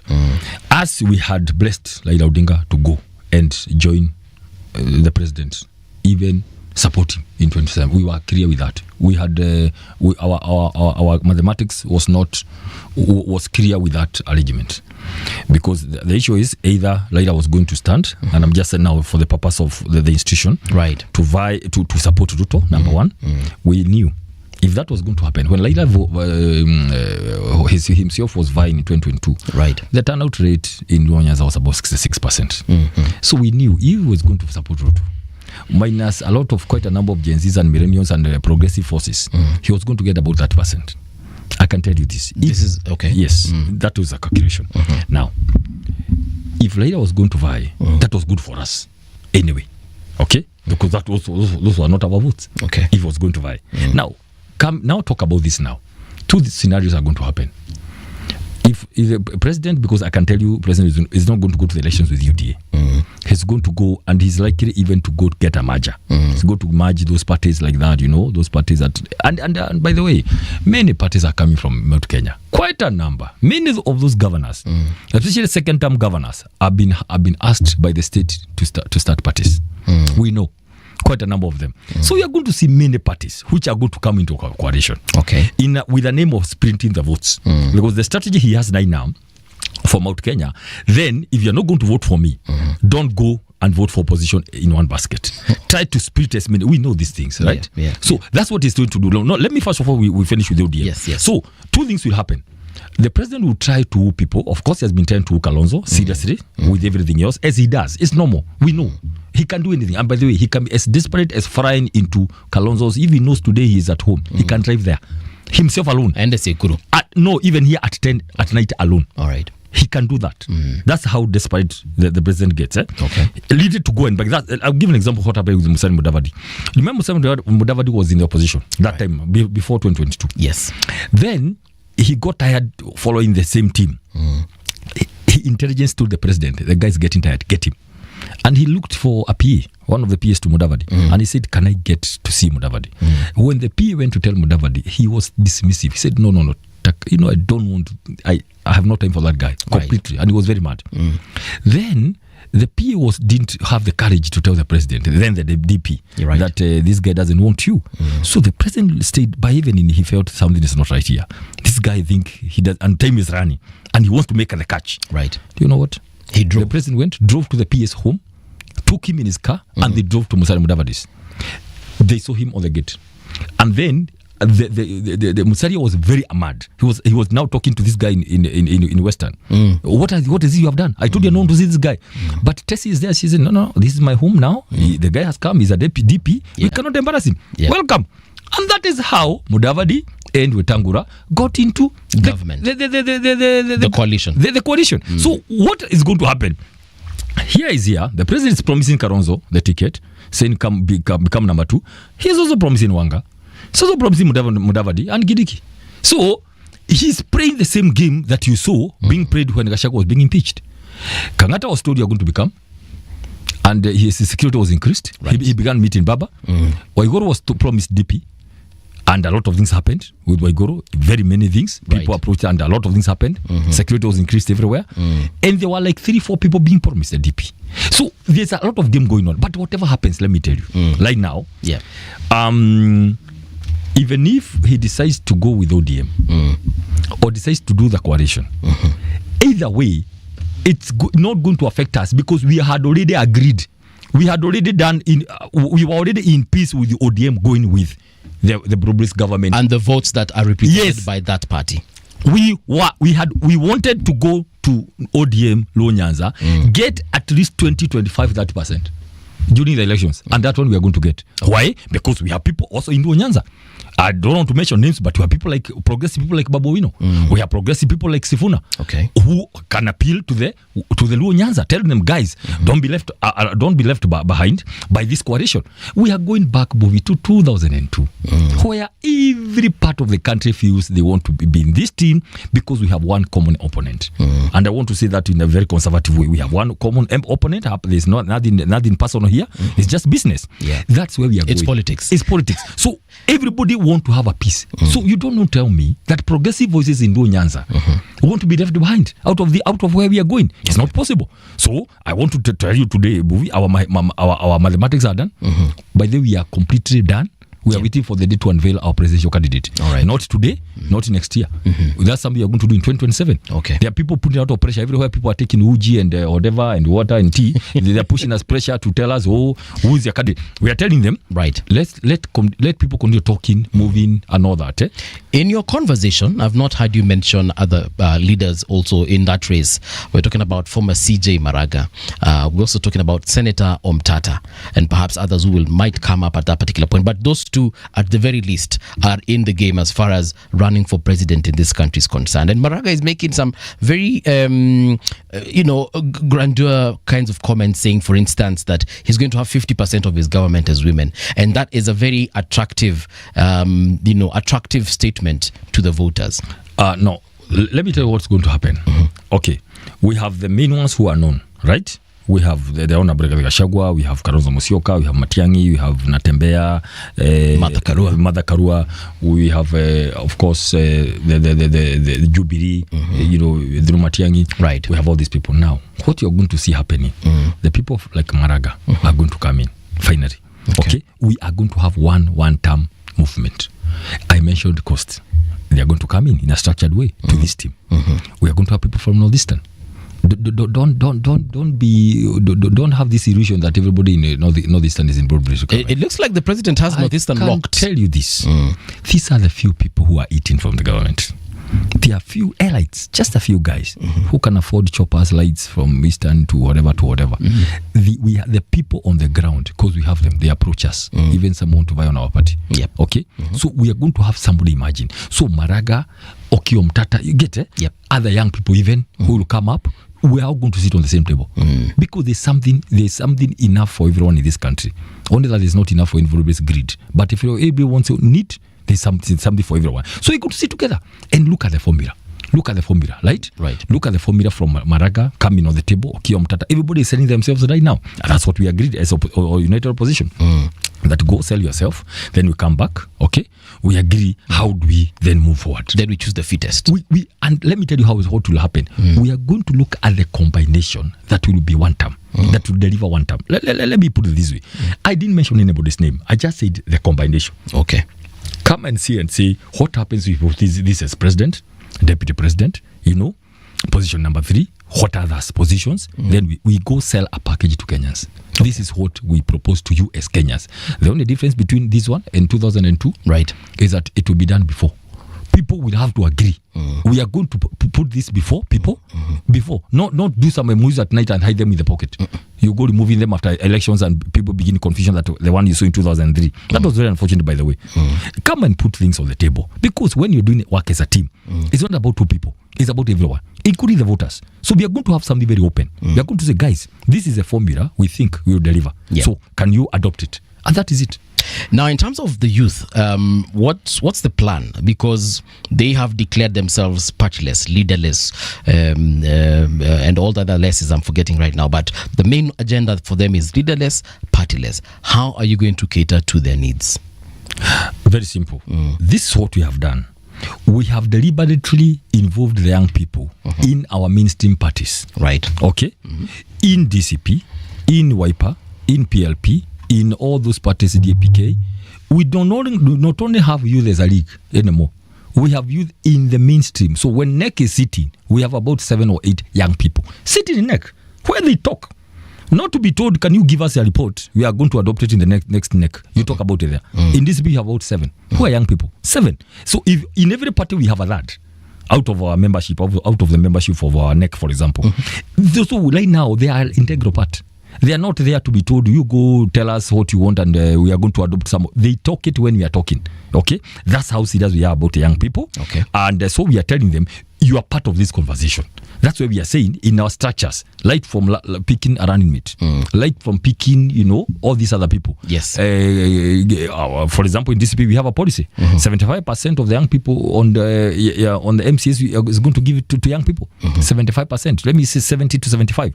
Because, therefore, we want them to begin growing. Some of them may have in future to grow and to become governors. Let's give them an opportunity from the MCA. The young people, then we have a very we have a very serious deliberate policy on mentorship, so that they go coming up. Then MPs, we go allow account to somebody's capacity and skills and their professionalism. We are going to give them. So in short, the young people are not somebody to be invited to the table. They are already on the table. All right. Let's talk about the mountain and this so-called rift, if at all it is there. Is there a rift in the mountain? I'll tell you this. There's no rift in the mountain. What is there? Let me tell you what happens to the mountain. The mountain people, they are well united. It's only actually in 22 when you saw there was like 3.5 that went to Ruto and 1.52 to Raila because of Uhuru. Okay. Because there was that issue. Who do we follow? Do we follow our exiting president who is giving us the election to vote somebody else, or do we follow Ruto, who Mount Kenya felt he was betrayed? So that's why you saw. But in the other times, if you look from the year 2002, right, it's 90-10%. They vote once. They vote one voice. A bit of 10% to the opposition, to the other side rather. But let me tell you what happened in 1982-87, so they can start from there. Okay. And I thank God for people like Rinjiro. It's good to have elders among you, because they tell you things nobody else would have told you. Okay. That thing would have gone like that. Nobody ever wrote about it. That the state then decided to go and prop up Matiba. Went and printed posters for him. Mobilized people, literally buses, so that Matiba can see he has people, so that the state could divide the vote between Kibaki and Matiba. He said it. It's on record. I like that. So what the system today is trying to do is exactly that. Something similar. Divide the vote for Mount Kenya. It's all about perception. The issue of East, the issue of West, and then county by county. They are trying that issue in Nakuru, where I come from. That you see Nakuru, you are not in Mount Kenya. Now you are in Rift Valley. So your politics should be about Nakuru. Yeah. And the leaders are talking about it. And I'm like, you don't have to tell people where they belong. They know. So what am I saying? 2002, people vote 91. So I'll tell you what happens so that we can understand now. 9th of March 2018, during the handshake between the former President Uhuru Kenyatta and Raila Odinga. I will tell you this because I was active politically. That's the day I knew that Mount Kenya will vote for William Ruto because of the perceived betrayal. Uhuru didn't tell Mount Kenya what is wrong with Ruto. Okay. Yet people, Mount Kenya know that 2013, 2017, it is Ruto who campaigned for Uhuru in Mount Kenya. So that betrayal stuck. And I can tell you that's the day I knew many people will vote for Ruto because of that issue, and there was no explanation why you have decided to betray Ruto for Raila. Right? Okay. So a lot of things happen in Mount Kenya because we have one son here, Uhuru Kenyatta, who is sent to tell us Raila, and we have Ruto here, who people felt he was betrayed. And you know what happened. Now let me tell you this. The moment Rigathi Gachagua was impeached, the day he went down like this, under the circumstances that you and I know, right, a lot of contempt, a lot of all that kind of thing, that is the day I knew in Mount Kenya, 95% will not give Ruto the votes. This time they will be combined. So we're talking about 6 to 7 million. You can ask me, well, other people when they went to school to do veterinary, teaching and everything, I went to school to do politics and government. Yes. That's what I analyze every day. I can tell you seated here, 95% of votes from Mount Kenya region, the kind of betrayal that they felt they suffered under the president, it is not forgivable. Even if you take sheep or anything, it's done. Like a done deal. That's why you see, the president is so mad because he discovered later he was conned by the people who told him, you must keep off Rigathi Gachagua. Do you know what he was asking them? What? I thought you told me what Mount Kenya wanted is a position of DP. Because they told him, what Mount Kenya wants, remove Gachagua, put Kidiki, it will be well. Of course, the people who wanted him removed. Yeah. But later, only later for him to come and discover, it's not about the position, it's a person. Mount Kenya follows a person. Let me tell you what happened. Kibaki was the president, right? Yeah. But Uhuru comes up in 2007. He says, no, I'm in Kanu. I want to vie. And he was told, excuse me, in Mount Kenya, you get a king at a time. So can you go call your NDC and declare support for Kibaki? That's what Uhuru did in 2007. So, and then he was told, you are next. Uhuru becomes next for 10 years, right? Yep. Then, right now, the political leader for Mount Kenya is Rigathi Gachagua. So, now, the people who impeached him went with the theory, what Mount Kenya wants is position number 2. Okay. So give it to Kidiki. It backfired. I can tell you to sit here. 95% of the votes, by the way, Mount Kenya, they don't do madamano, they don't do stones, okay? They don't burn buildings. Yeah. They are busy people. So what they did, they just decided, so you come to us, we leave our son, Uhuru Kenyatta, who told us to go for Raila. Yeah. He warned us about you, but we said no. Uhuru is a problem. Not you. You are a very good guy. Uhuru doesn't seem to like you. He after you helped him for 2 terms, he doesn't want to be president. So we go with you. You come and sing our local churches. Right. You come and do harambes. Yep. You come and do all that. You come and cry in our churches. We have mercy on you. We vote for you.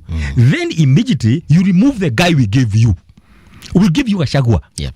We knew with all his goods and what we gave you that guy to work with. So you come now, remove him after 1 year, and you are telling us you can still come and smile at us. Yeah. Let me tell you what, that was the end of Mount Kenya and the president. Then number 2, then what happens? You see now, it could be another story if you made it look like a story between the president and Mount Kenya. Right. Then this issue of governance comes in, where now as a president, the style of leadership completely is off from the people. Now we have issues like education. Even today we don't know where we are. The issues of lecture strikes, the issues of SHA, the issues of public debt, the issues of these corruption issues, extrajudicial killings that now affect everybody across the country. So it becomes an issue. Not only does the president have a problem with Mount Kenya, right, but also the problem with the rest of the country because of historical issues, how he has managed the country for the last 3 years. What did you guys do in the media and elsewhere? You did a poll. Ruto at 3, 75% no. Yeah. A disapproval of 70 to 75%. Let me ask you, Daktari, had President Ruto chosen a different person to be DP, let's even say hypothetically for argument's sake, chosen someone like Honorable Dede Nyoro, do you think he would be having a favorable outcome as far as the polls are concerned in the mountain? I'll tell you this. If the president chose a different person from the word go and stuck with him, he would not have any problems. Okay. The problem is to try to use Gachagua to punch Uhuru, to get the Mount Kenya vote so he can become president, then drop him. Betrayal.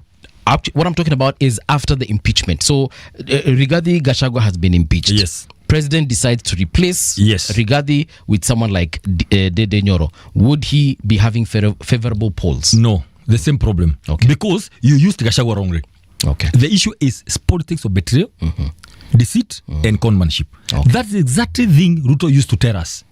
That he wants to remove politics of betrayal, deceit, how he was conned, according to him, by Uhuru Kenyatta. So he comes and conned us again, conned the whole region. So I'll tell you this. Now that you have mentioned, my good friend and brother Adidi Nyoro. I mean, when I was government, I used to work with him around in budget. Okay. I'm going to push for things from the government. I'll tell you this. People are telling Adidi Nyoro, you're one of the future leaders of this country, just like Uhuru was in 2007. Okay. But Didi, good as you are, national as you are, this time around, we are in a time of war, in quotes, in Mount Kenya. And in war, people have to come together. We have one leader at a time. So people are telling the general, you have a very bright future. But what you must do in 2027, you must come back home, join with the other people to fight this war. Then your place in history is secured. That's a message, actually, I'm delivering right now to my friend Honorable Dede Nyoro. That's what the people of Mount Kenya are saying. Peter Kenneth was once a very bright guy. High hopes. You miscalculate politics, you go. Now, we're talking about lifts. Yes. I've explained to you properly about someone like our good friend Honorable Kahiga. He's being used, and that is going to happen a lot. You'll be called, given issues, you are going to become this weaponized. Fight Rigathi Gachagua in your place, especially now with someone like Kahiga. It's a big achievement in quotes for the state. But let me tell you, would you rather have Kahiga and a few leaders, elected leaders in Nyeri, or 90% of the people? Any day. So these battles he's trying will not work because the people are with it. The people are in the one-term movement. So look at our good friend Gathani Mushomba. She comes. She's in the opposition even when Legathi was in the office, and she's talking about coffee and all that. Legathi leaves. Then Gathani is like, I'm the one now to guide you on opposition politics. Yeah. So let me go get you a party. And Mushomba he wants to come and sell a party to Rigathi. And Rigathi refuses and goes on to register his own. Then she gets upset. Then she comes back and says, okay, fine. Then in that case, I have a party. Can you leave for me Kiambu? DCP, no Kiambu. Let me handle Kiambu. I'm going to give my ticket to governor, senator, women rep, and I become the governor for Kiambu. Okay. Then Rigathi says how? We are talking about one united mountain. And those are the personal issues you see with people like Mushomba. Personal issues. You cannot bring personal issues in such a serious issue. Our friend Ngojuru Abogo, I just spoke about him. I'm just talking now about this perceived lift in the mountain. Just to tell you, there is none. There's a few leaders who are being used to try to cause confusion. Can I go back to my point? It's one leader at a time. Nobody disputes right now the political leader who has the people. And you see what the president was trying to do, crash it with Kidiki. To show Kidiki is a deputy president, he's a senior. The same crash that unfortunately Moi used. Okay. Moi would put together two people from the same county, from the same region to fight. That's exactly what is happening today. So please, Kenyans, when you see these things, don't be shocked. Just try to know. Let's be stick to one thing. We have one formation. Yeah. Why? We were conned out of going to government without a party. Right now, what we want is to have a party. Number two, get leaders who are going to go to this government as senators, MPs, governors. What qualities of people? One, they must have capacity. This to get a thing out. Please, movie. Daktari, yeah. I mean, how then do we have, because what you're saying strategically for someone who understands inner workings of politics, it sounds awesome. But to the rest of the country, how do we present, how does DCP rather present this without making it necessarily sound, number one, tribal, and number two, regional based, which is more or less tribal? Me, I like your question. Let me tell you, and I will say this unapologetic. And by the way, when I say this, I'm a student of present government. I'm an expert on peace and conflict studies. I know these things. There is nothing wrong in regional mobilization for national good. Nothing wrong. Nothing. Yeah. Even when we do peace, we start from the village. We start from the family. We go to the sub-county. We go to the villages. We go all the way. There's nothing wrong. People must stop feeling guilty for coming from somewhere. Yeah. No. I mean, actually, this is story I had, and by the way, I don't want to get lost. Yeah. Let me finish, then I come back to what you were saying. Sure. I was saying, listen, we have a known guy who is always talking about stuff on social media everywhere. My friend Ngujiru Abugo was with us. He was used by the state to spy on us. He gets out. Now he's been busy recruiting Akina Kahiga and recruiting other people. When we saw him with Matiang'i, we said, Matiang'i, please, you are a good brother. Please, the company we're keeping is not right. Kioni popularized Matiang'i, remember, a lot alone for a whole year. Why? Because he wanted to be the running mate. Let's stop being selfish and narrow. Movies today, I could be seated somewhere with 2 vehicles, red carpet, drinking tea, foreign trips. Yeah. But I just thought the kind of betrayal the people are suffering and the pain people are going through out of poor delivery in this country, I don't want to be associated with failure. I just stepped out and I said, can I be part of that? The change I want to see. I would have decided to be somewhere getting money every Friday and enjoying life, right? But I said, wait a minute, somebody has to stand. Yeah. Somebody in the first liberation, the Memorial Liberation, the first liberation, somebody stood and said, wait a minute, guys, this is not right. Second liberation, Lubia, Charles Lubia, Matiba, all those guys, they stood up. They said, this is not right. The Gen Zs, 24th last year, they said, you cannot come and do this to me. We are telling you, don't pass the finance bill. You are passing. Somebody stood it. Now, here I am as a son of this country. So please, don't be selfish. Here, this is a serious issue. The issue of one-term movie is a serious business. So, doesn't matter whether you come from Luo, or Kisii, or Kamba, or Kikuyu. If you have a trace of somebody who can be bought, or even if at night you wake up and dream about 2-term, we don't need you. Yeah. We will bless you to tell you go to the other side, but we don't want to bring blemish here. So I've talked about 2, so people can be very clear. That's how we are dealing with them. So now, during the burial of the father to Kimani Ichung'wah, he comes and he's excited to see Mushomba. He says, this is a person who gives us secrets. That was done. That was the end of Mushomba, because people have ears. And then she comes out after a month to some radio station saying, brings the story of Buzi. Okay? Diversionary. Brings the story of Buzi of Kenyatta. Yeah. Surely, first of all, don't drag a former president is a very serious person in Kenya. Dragging him about stories. You are removed from a WhatsApp group. Why didn't you say then that there are people planning to go and raid? Why come and tell us now when already Ichung'wah have said you are the agent of government in opposition? Yeah. Right? Then the following day, I think a week later, the person Ichung'wah comes finally, and you see Ichung'wah doesn't attend shows. He doesn't. He's a senior guy, bana. Yeah. Majority leader. He controls government. He doesn't. Actually, that time he said, I was here last 2 years ago. Yet you are supposed to be talking, articulating government policies on media. Right. He doesn't, because he's senior, but he had to come this time. Why? And he said the same thing about condos. Yeah. The sheep. Look at the narrative, what Wamushoba had said. Never mind he had said this is our person. Look at the connection.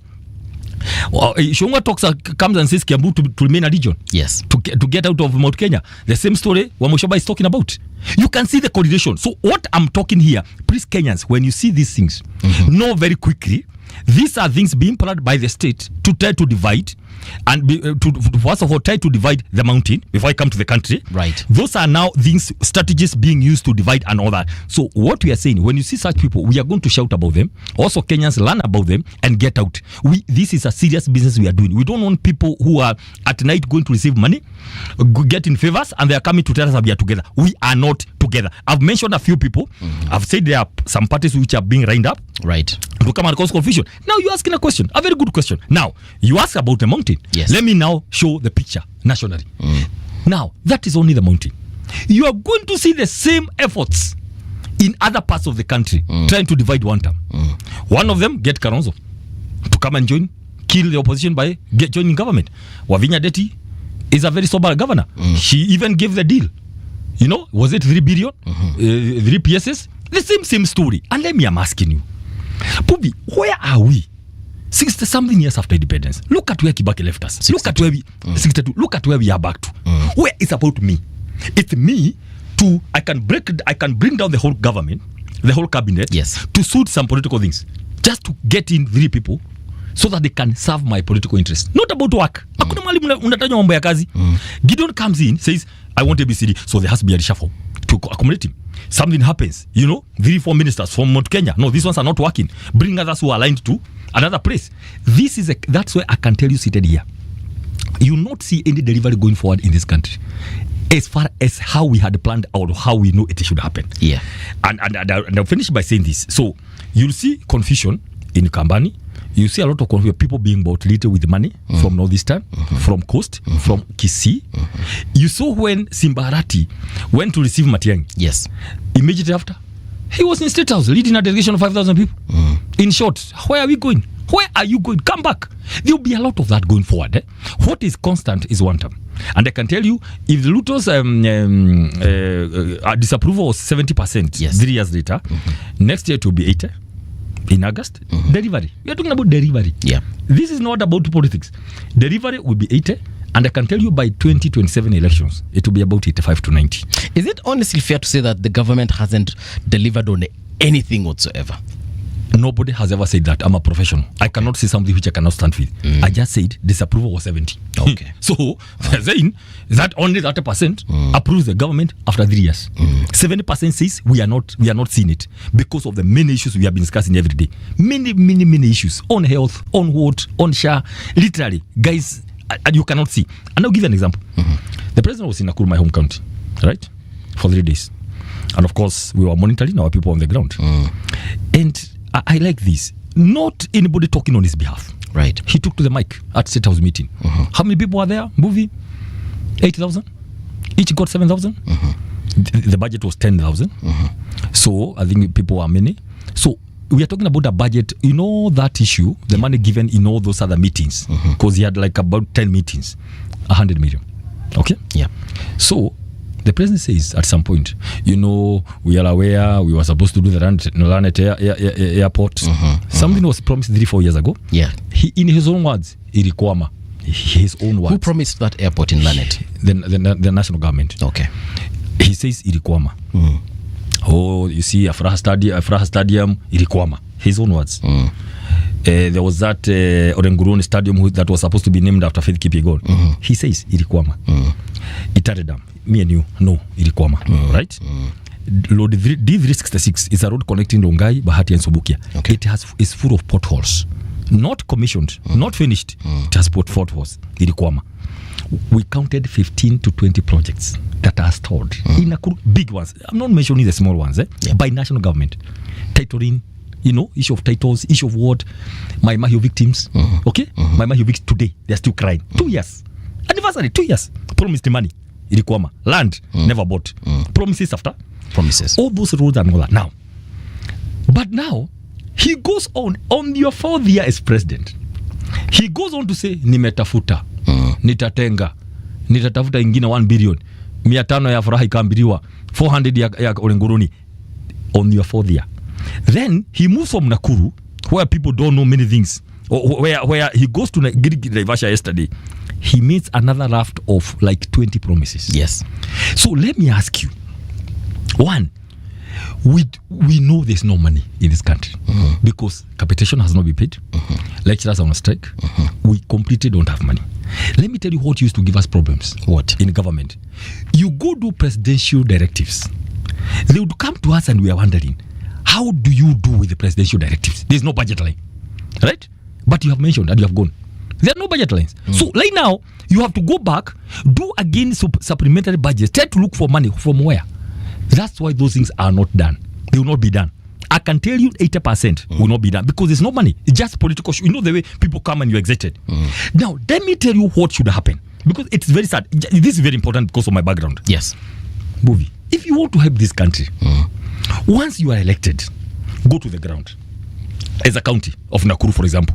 And that's some of things God helping me in the future, in the leadership role I'm looking for. As a senator, my work is representation, especially with the national government. So I'll partner with the governor, go to all the sub-counties, pick those issues. The issues people are shouting now, oh, by the way, President, na hospitali, when he is still there. Na hii ingine, you know, hata si tuataka soko. Tulisikia umefanya soko huko, tupatie soko. Never mind the last words of a man who is passing on. Laila Odinga said, markets, houses are devolved functions. Yeah. So don't come and tell us you love Laida and you know you are going to be partnership with ODM. Yet he said we must be very clear on government structures. Yeah. I digress, you know. But you want to go so that now, you know, you are popular. You know, market, ntawalete hapa. You know, ingine. That kind of thing is not sustainable. We cannot say that for you to get a market, the president has to come to your area. So what am I saying? We'll go back, get, for example, Nakuru has 11 sub-counties. Move on with the whole team of all the elected leaders. Now I'm talking about after elections. I'm giving an example. Yes. Go with the MCAs and governors and senators and women rep and everybody. Go pick those, and MPs. Go pick all what people want. Put them in a 5-year plan by which you are elected. Divide the roles for governor, MP, and of course for me as a senator, I'm representing everything. Yes. I'm an oversight for governor, oversight for the national government. Then you come and say, guys, what are the work for the governor? Can we agree do this, because these ones touch on the county government. The ones that are like those now big trunk roads, mega dams, big electricity projects, roads traversing 3-4 sub-counties in Nakuru, right? I take them up, put them in my plan for 5 years. Then, in a structured way, because of course there's money in the national government, there's money in the counties. I don't disagree. Partnership is important. Yes. Then do it in a structured way so that you go put it in the budget.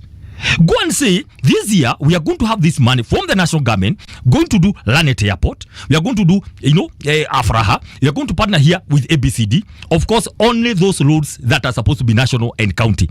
If a function is county, give money to the counties. That's my proposal. You are going to see things happening, by the way, in the spirit of Raila Odinga, by the way. So, don't wait for the 4th year.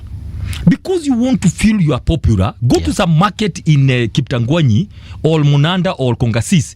Then people put your pressure, commit to something which there's no money, there's no budget. That is immoral, is unethical, is illegal, is unconstitutional. And that is right. Why would anyone, and especially in the capacity of the president, give such kinds of promises, very well knowing that there is no money? And then secondly, why is no one calling, at the very least, calling him out and telling him, Mr. President, within his own either cabinet or within his own structures in the party or within his own close advisors, and tell him, President, iyo nao lidanganyana. Ukienda Machakos, don't give such a promise. Ukienda Kitui, don't give such a promise. Why is that not happening? Now, that's a very good question of why it's not happening. Now, I'll tell you this. The first people who should have, first of all, when the president gets to office, the leadership, first of all, should have come the way I'm saying. Don't come for the 4th year. Get what you need. Engage the president so that it is structured. Now, he comes. The question you ask him. Who is supposed to do that? Either the governor. Now, I'm talking about the county. Senator. Women left.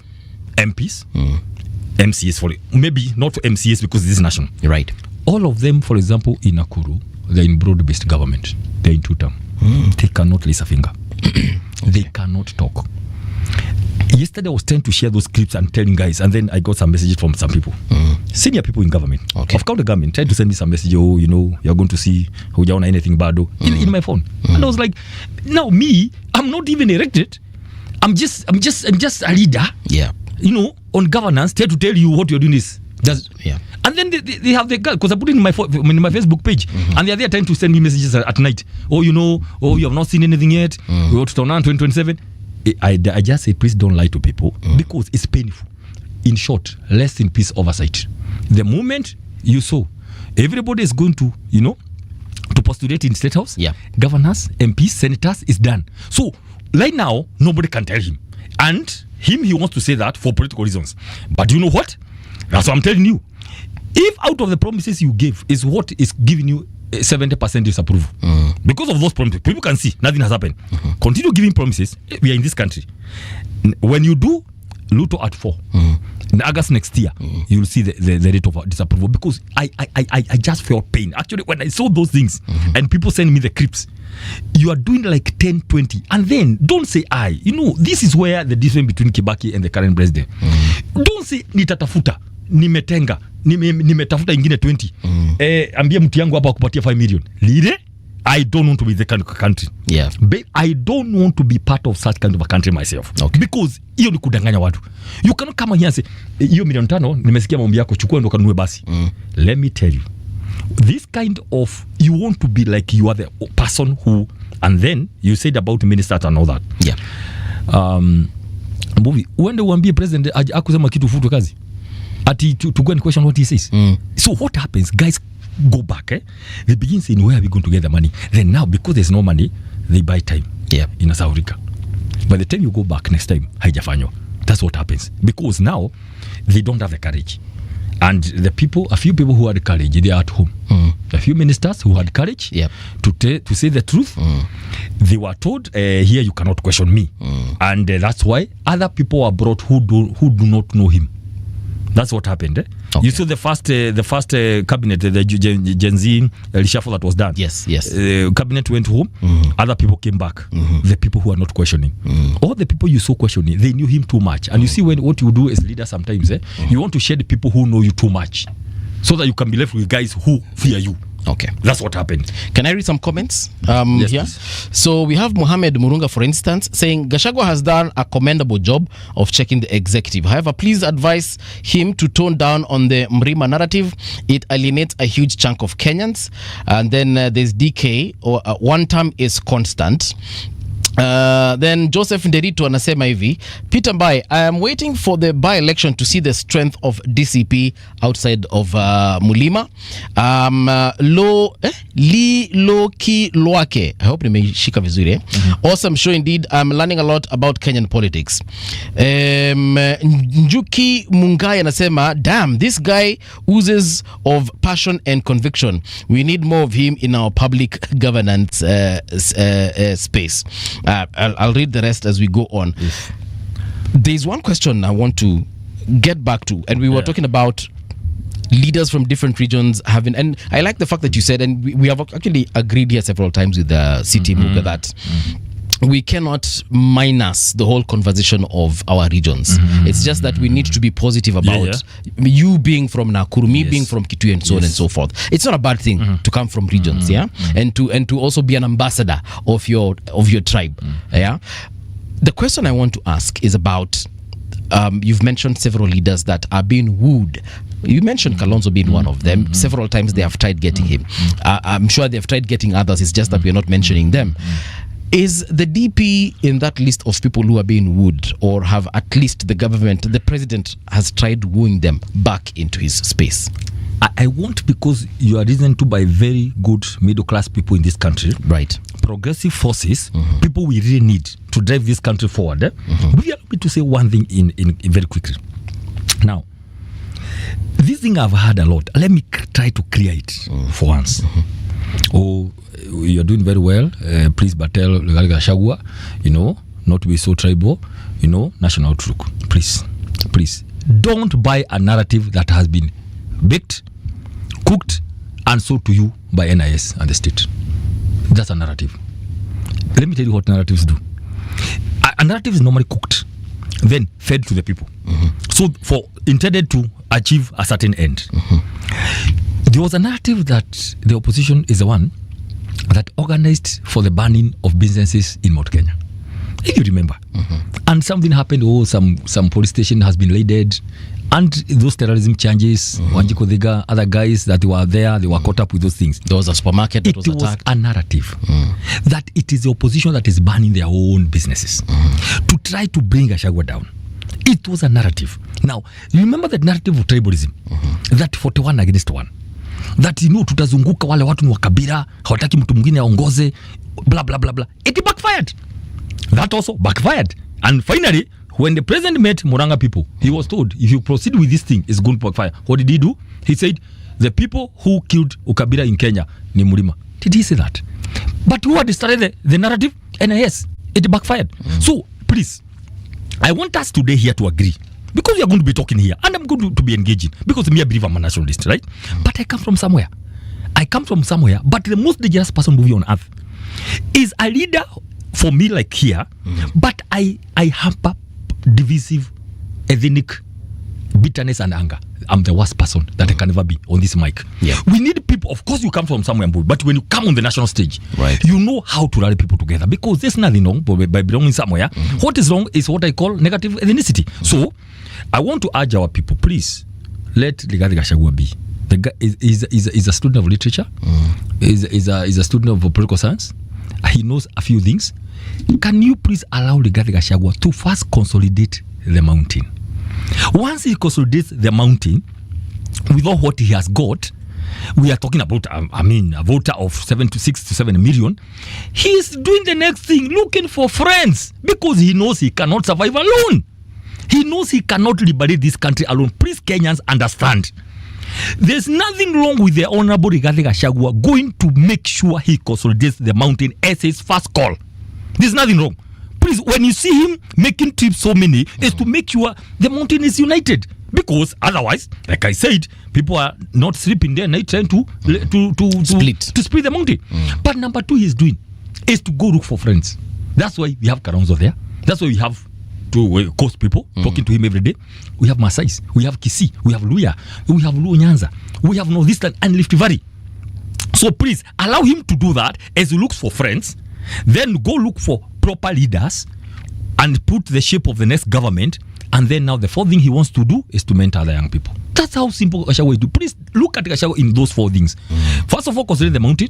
Secondly, get new friends. So because we understand, much as you come from Mount Kenya, it's not enough. The journey we are talking about has to be won by everybody coming on board. That's all. Please, it has to be very clear so that we don't buy into that narrative that Gachagua is a tribalist, that he's talking about tribalism, that he's just talking about Murima. Murima is key part of this country. It has to be on the table. And it will come in through Gachagua. So please, I think I want to be very clear. And I'm saying that as a professional, by the way. As a professional, where you speak as a professional, you can be asked a question and answer. Okay. So now you ask a question about him being good. Him being good. Or bought. Let me tell you today. And this is important to say here on record. Please. If today God or angels or somebody would ask President Ruto to give a wish, it would be how to get Rigathi back to government. One wish. Hivyo tu, ile mtu anaambiagwa, okay, unataka nini? You know, remember those King Solomon, how he was appeared in a dream by God those days. If he was to have a dream at night and God appears to him, said, Ruto, I give you the kingship, you have messed this country, people are crying all over the place, so, but because I'm God of Abraham and Isaac and Jacob, I've come here to ask you, what can I do for you at this time? What is your biggest wish? He would say, get me Gachagua here, back to government. I just thought he would want to have it like a dream, like Gachagua never left. Please come, continue with powers, and please, you are the deputy. That is the biggest wish ever that the president has today. But let me tell you, today, even if Gachagua was to go back to Ruto today, even if the Honorable Rigathi Gachagua would to work according to that dream and go back to her annex and go back immediately, you know, of course, government is able to do things within hours. You saw that during impeachment. Within hours, all the cases, you know, things can happen very fast. True. Can I tell you something today? The Mount Kenya will not follow him. Mount Kenya region will not follow. He will go alone. That is how serious Mount Kenya are with something called betrayal and conmanship and deceit. They deal with you. They keep you the war and say, let's meet that time. So there's no forgiveness. Mount Kenya is done with the president completely because you cannot heal wickedness. You cannot heal a personality. There's no forgiveness. You cannot. Only Jesus has the power to turn someone around. But you cannot heal a personality. If somebody cons you, they will con you again. So by getting him back, the Mount Kenya antenna will be up saying, oh, now this guy wants to finish us completely. Because you know what people are saying? If you can con people during your first term, you know, sometimes Moi went to Raila during his exiting term, right?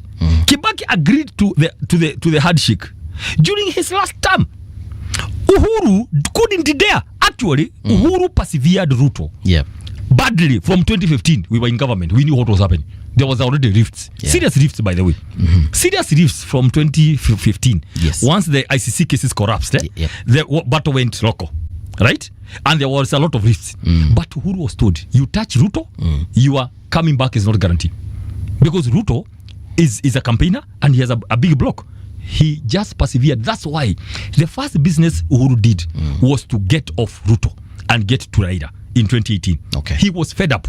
But he knew, you don't make such a mistake during your first term. But this is a gentleman who makes that brand within the first year. Daktari, what is this thing that Ruto and the former president, like what is it? Let me tell you. So because the president never told us that is now the former president. He never really told us makosa walikosania wapi. I'll tell you this. Yes. So now I'm just telling you about that. So he'll move around. It's done. And I can tell you this, I can repeat here. It's done. You'll see this happening here by January. The people are going to leave government. By August, it will be done. Now, let me tell you. One day we were at Wamonyore with the Honorable Rigiji. We are seated there, and he tells us that there's nothing the president cannot do to get me back. This is what Wamonyore saying. And we were there in his homestead. Yes. And he said, the president can do anything and he has no qualms.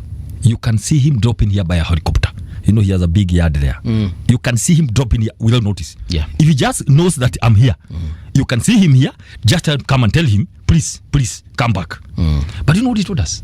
He showed us some door, some exit door to the maize plantations and bananas. Right. He said, we will jump out of here and begin calling for help when we are out there. Because agreeing him to come here, yes, it will be bad enough for us.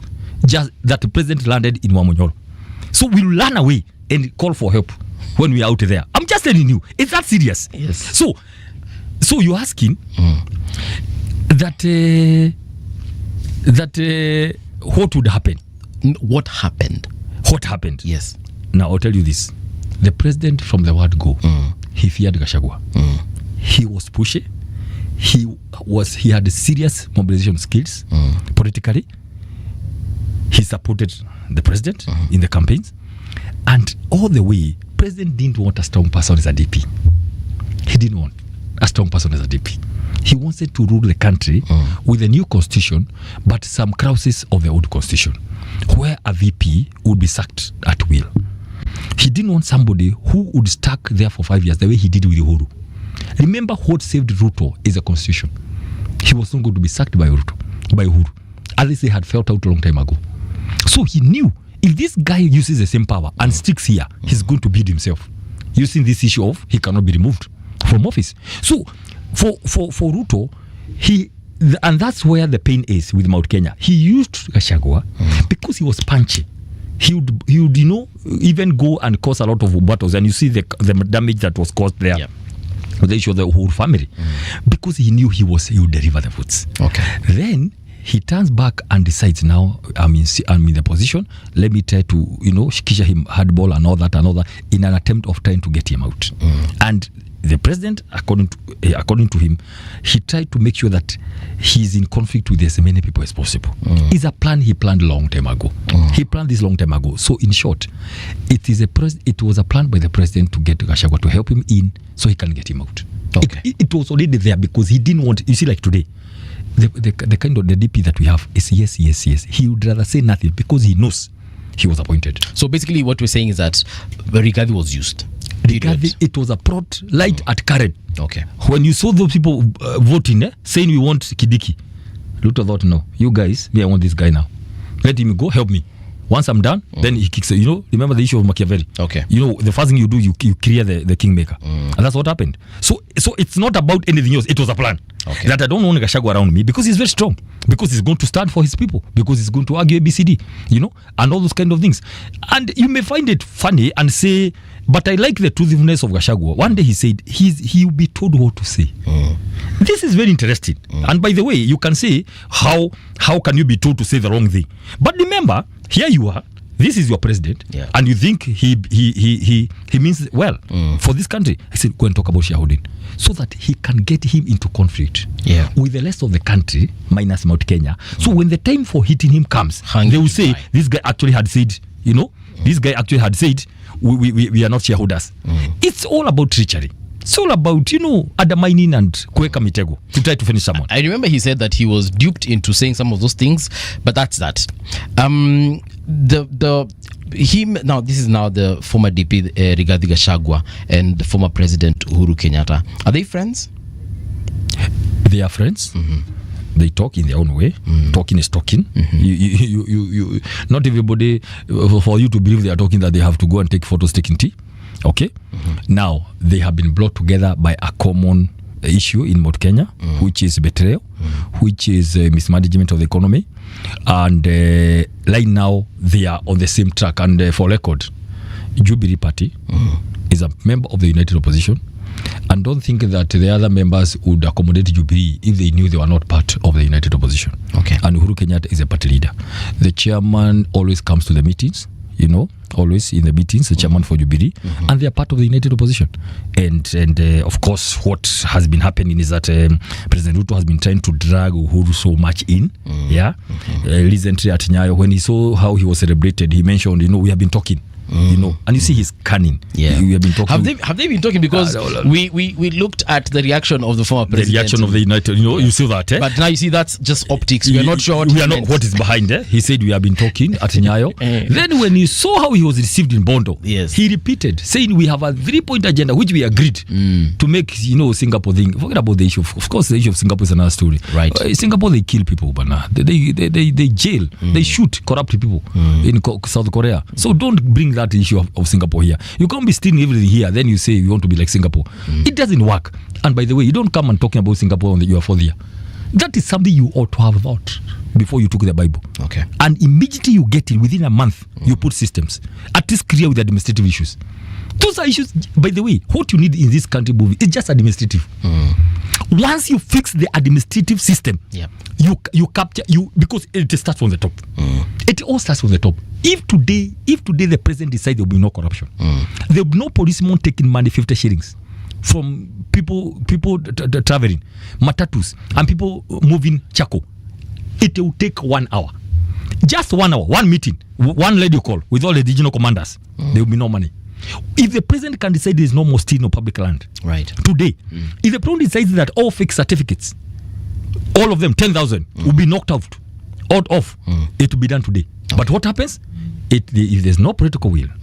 Secondly, trust systems, have things running. So that is the biggest problem we have. So that story of Singapore and all that doesn't make sense. So the point is, in this country, all what you need is just to do the right thing and have things from the top. Okay. Once it's not there, whatever you do will not work. So what happens? When he saw that, he repeated the same thing in Bondo about Uhuru Kenyatta. But Uhuru Kenyatta, when he was going to put the wreath, he signaled something. People thought he didn't know what he was doing. He was told to go and put a wreath next to the president's. He refused. He came to the opposite side. But then his handler thought, the way, you are carried away. They say, mkubwa, akasema wacha wewe. And he threw him away and he put the wreath here. Maybe there's something that he didn't like, and you see, as a statesman, you don't have to say much. However, on the other hand, remember, for record, it's good to say this for record. We are studying political history, remember? So it's good to say some things for record. Remember, Raila said, when he was put under pressure why he interfered with the Gen Z revolution, he said it's Uhuru who told him to go and help Ruto. We don't know. Okay? Number 2, Ruto checks in at Ishaweri. After that, a few ministers who are known to be allies of the former president joined the government. So there is what happened. Some people are like, he was given the ministers. Others are like, Ruto took advantage of the visit to appoint them. Okay? So there's all these kind of things that we are not very sure what is happening. But one thing I can tell you, the former president, as at now, is very committed to the one-term movement because of the cry of the Mount Kenya people and the Kenyan people at large. Mount Kenya and the people of Kenya. Because again, like you've said, the chairman of Jubilee frequents meetings of the United Opposition. He's part of us. He's part of us. Of course, we had an issue. It's good to be truthful. We had a few issues about how they handled Matiang'i, which we told them in confidence in the meetings. We had thought Matiang'i would go and come up with a party. And that's what I'm saying. There's nothing apologetic about it. There's nothing like national. You start from the grassroots to become national. Actually, all the people, MP, Moi Kibaki first become an MP for there. For how many years? Say 20 or 30. Very many years. Before he came up as an MP for there, then you are allowed to become an assistant minister, a minister. Then he built his profile before he became national. I would want one day to be, but I have to come from somewhere. So there's nothing wrong. We had wanted the Dr. Matiang'i to go up there, mobilize the Nyanza for opposition. Go and get somebody from Migori, Kisumu, Siaya, Homa Bay, Nyanza, Nyamira, and Kisii. Okay. That was our idea. But then he felt he wanted to come and get into this party of Jubilee. Why he was not given the party leader, we don't know. But talks are going on for him to reconsider. Go start home. Go start home. Go start. Even Jesus went back, and he was the savior, not just of Jerusalem or Israel. Even today, we talk about Jesus in South Africa all the way. For Matiang'i to be an ideal candidate, in your opinion, again, for the sake of clarity, what would he need to do? You're saying that he would need to come with his own party from the Gusii region. And I am saying this with a lot of respect. Remember, what I speak, I am in the senior leadership of DCP and also the official position. Okay. We work, we strategize. I'm saying this because also, one thing I believe, as somebody with some background in information and communication, me, like, it's good, we must tell the people what is happening. Informing people is very important. It's very, kuna kujifungia huko, you come and give a statement like an oracle. No, it's good to engage people. This is what we are saying. We had said coalition building is blocks. Kamba block, Mount Kenya block, right? Mijikenda block or Lather Coast. Yeah. Masai. Okay, we are doing very well. Yeah. Kisii, Western, Luo Nyanza, Rift Valley, right? Everybody. So we are saying the idea was, already we have Mother Karua and Gachagua here doing something from before you come to the national, from the regions. Right. We have Kalonzo doing things. The expectation would have been, come with your block. You sit on the table, right? So that now we begin talking like everybody has a block. Remember, Kalonzo only has 3 senators, only 3 governors, MPs, MCs. Okay. But he is here on the table, being touted as a front runner for president. So you don't need everyone. Just go get whoever you can get. You may have 2 senators for Nyamira, Kisii, governors. Then try to get, even if it's 20% vote, or 30, 40 from the other counties. Yes. Go come with them. Then you come on the table, we come and say, what is all our strengths? But you see, when you come and say, you want to come and start from up there, in the guise of a national party, and you want to be everywhere in the whole country, and there are partners there, we have partners. Why don't you say that you want to be strong in Ukambani's Jubilee? Why Mount Kenya? You get the point, eh? So I want us to relax. We are still talking, trying to say we want to make sense. But the problem is, there are people who had convinced him that, sorry to say, some of them like the SG, all along, that you are good, you are powerful, calm, president, so that they can rejuvenate the party and give it some relevance. Parties, unfortunately, in Mount Kenya, they rally around a person. Now, this is unfortunate. We have a dream of having like parties like ANC, like CCM. Sorry to say, CCM is another story. But the idea would be a party should outgrow a person. But right now, because of the nature of our politics, Kibaki, the moment he left NAC, went PNU. All the other parties, DP, went off, more or less. More or less, I'm saying they're still there. It goes on like that. Uhuru jumps from TNA, Jubilee, all that. So we are saying, Mount Kenya, we are still talking. We don't have any issues within the party, but we were just advising Matiang'i. Kwa advising mtu si mbaya. Whether he takes advice is another story. But finally, we are saying every party is free to go to Mount Kenya. But people have been arguing that Gachagua wants DCP to be the dominant party. No, every party is free. Even 2022, there were so many parties. It is people who decided which party they want to elect their leaders on. So that's not another issue. We don't want that issue to come here. That's our domestic issue. Party will go there. People will choose leaders on the parties they want. Our work is to popularize DCP. So we have no issue. That's a conversation that is going on at a high level between the party leaders, and the former President Uhuru Kenyatta, and how to find out a working formula. What I can tell you, all the doomsayers, they will be defeated. We are going to work together. I can tell you that we have the time. That is very good on our side. We have the time to talk and know each other, and know who can be used by the opponents. So we kick him out. And we move on as one. That is the hope we want to give our people. You mentioned something to do with the Maasai vote. I was under the impression that the Maasais are deeply in ODM. I can tell you this today. A lot of things are shifting. And they are shifting very fast. We have the senator for Kajiado, who is our governor aspirant for Kajiado, and is going to win that seat. Okay? Because of what we call the united opposition. All communities that live in Kajiado. It's not about one community, remember. When you say Maasais, no. Kajiado is home to many people. We have the dominant Maasai community. Right. But we have a lot of other communities. And we are going to win that seat in 2027. The Pulko ward in Kajiado, we are going to win on DCP. With the Narok town, in Narok. We are going to win that seat on DCP. Why? Because it's not about Masai. It's about the united opposition again. We are going somewhere and saying on this one, we are going to be together here there. We are likely to win quite a number of seats for parliamentary in 27 in Narok and governor as well, and senator. Saburu the same. So we have a big huge of Masai people. And who is the national chairman of DCP comes from Kajiado. The deputy secretary general of Martin Kamwaro comes from Narok. We are able to accommodate everyone along the way. Right. But there are people who have been saying something, and we allow me to say this. A lot of Kenyans have fears. They think Kenya will go the Tanzania, Uganda way, Kagame way. I will say this without of respect.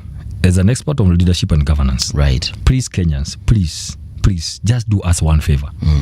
If you have not registered, register. Let's go slowly. I don't want to give you work that is not meant for you. Go register as young people. Yeah. We have told the IBC to devolve that thing. Let's not joke with the patience of Kenyans. You cannot tell young people who don't have even fare. They stay a whole month before getting 100 shillings in their pocket to go look for money to go travel to go vote, take a vote. We want those kids to be devolved in every ward. Something we call mass voter registration. Right now it's continuous. That happens at the sub-county offices. Let IBC look for money. You know, they have money for anything else. Look for money, go and do mass. Number 2.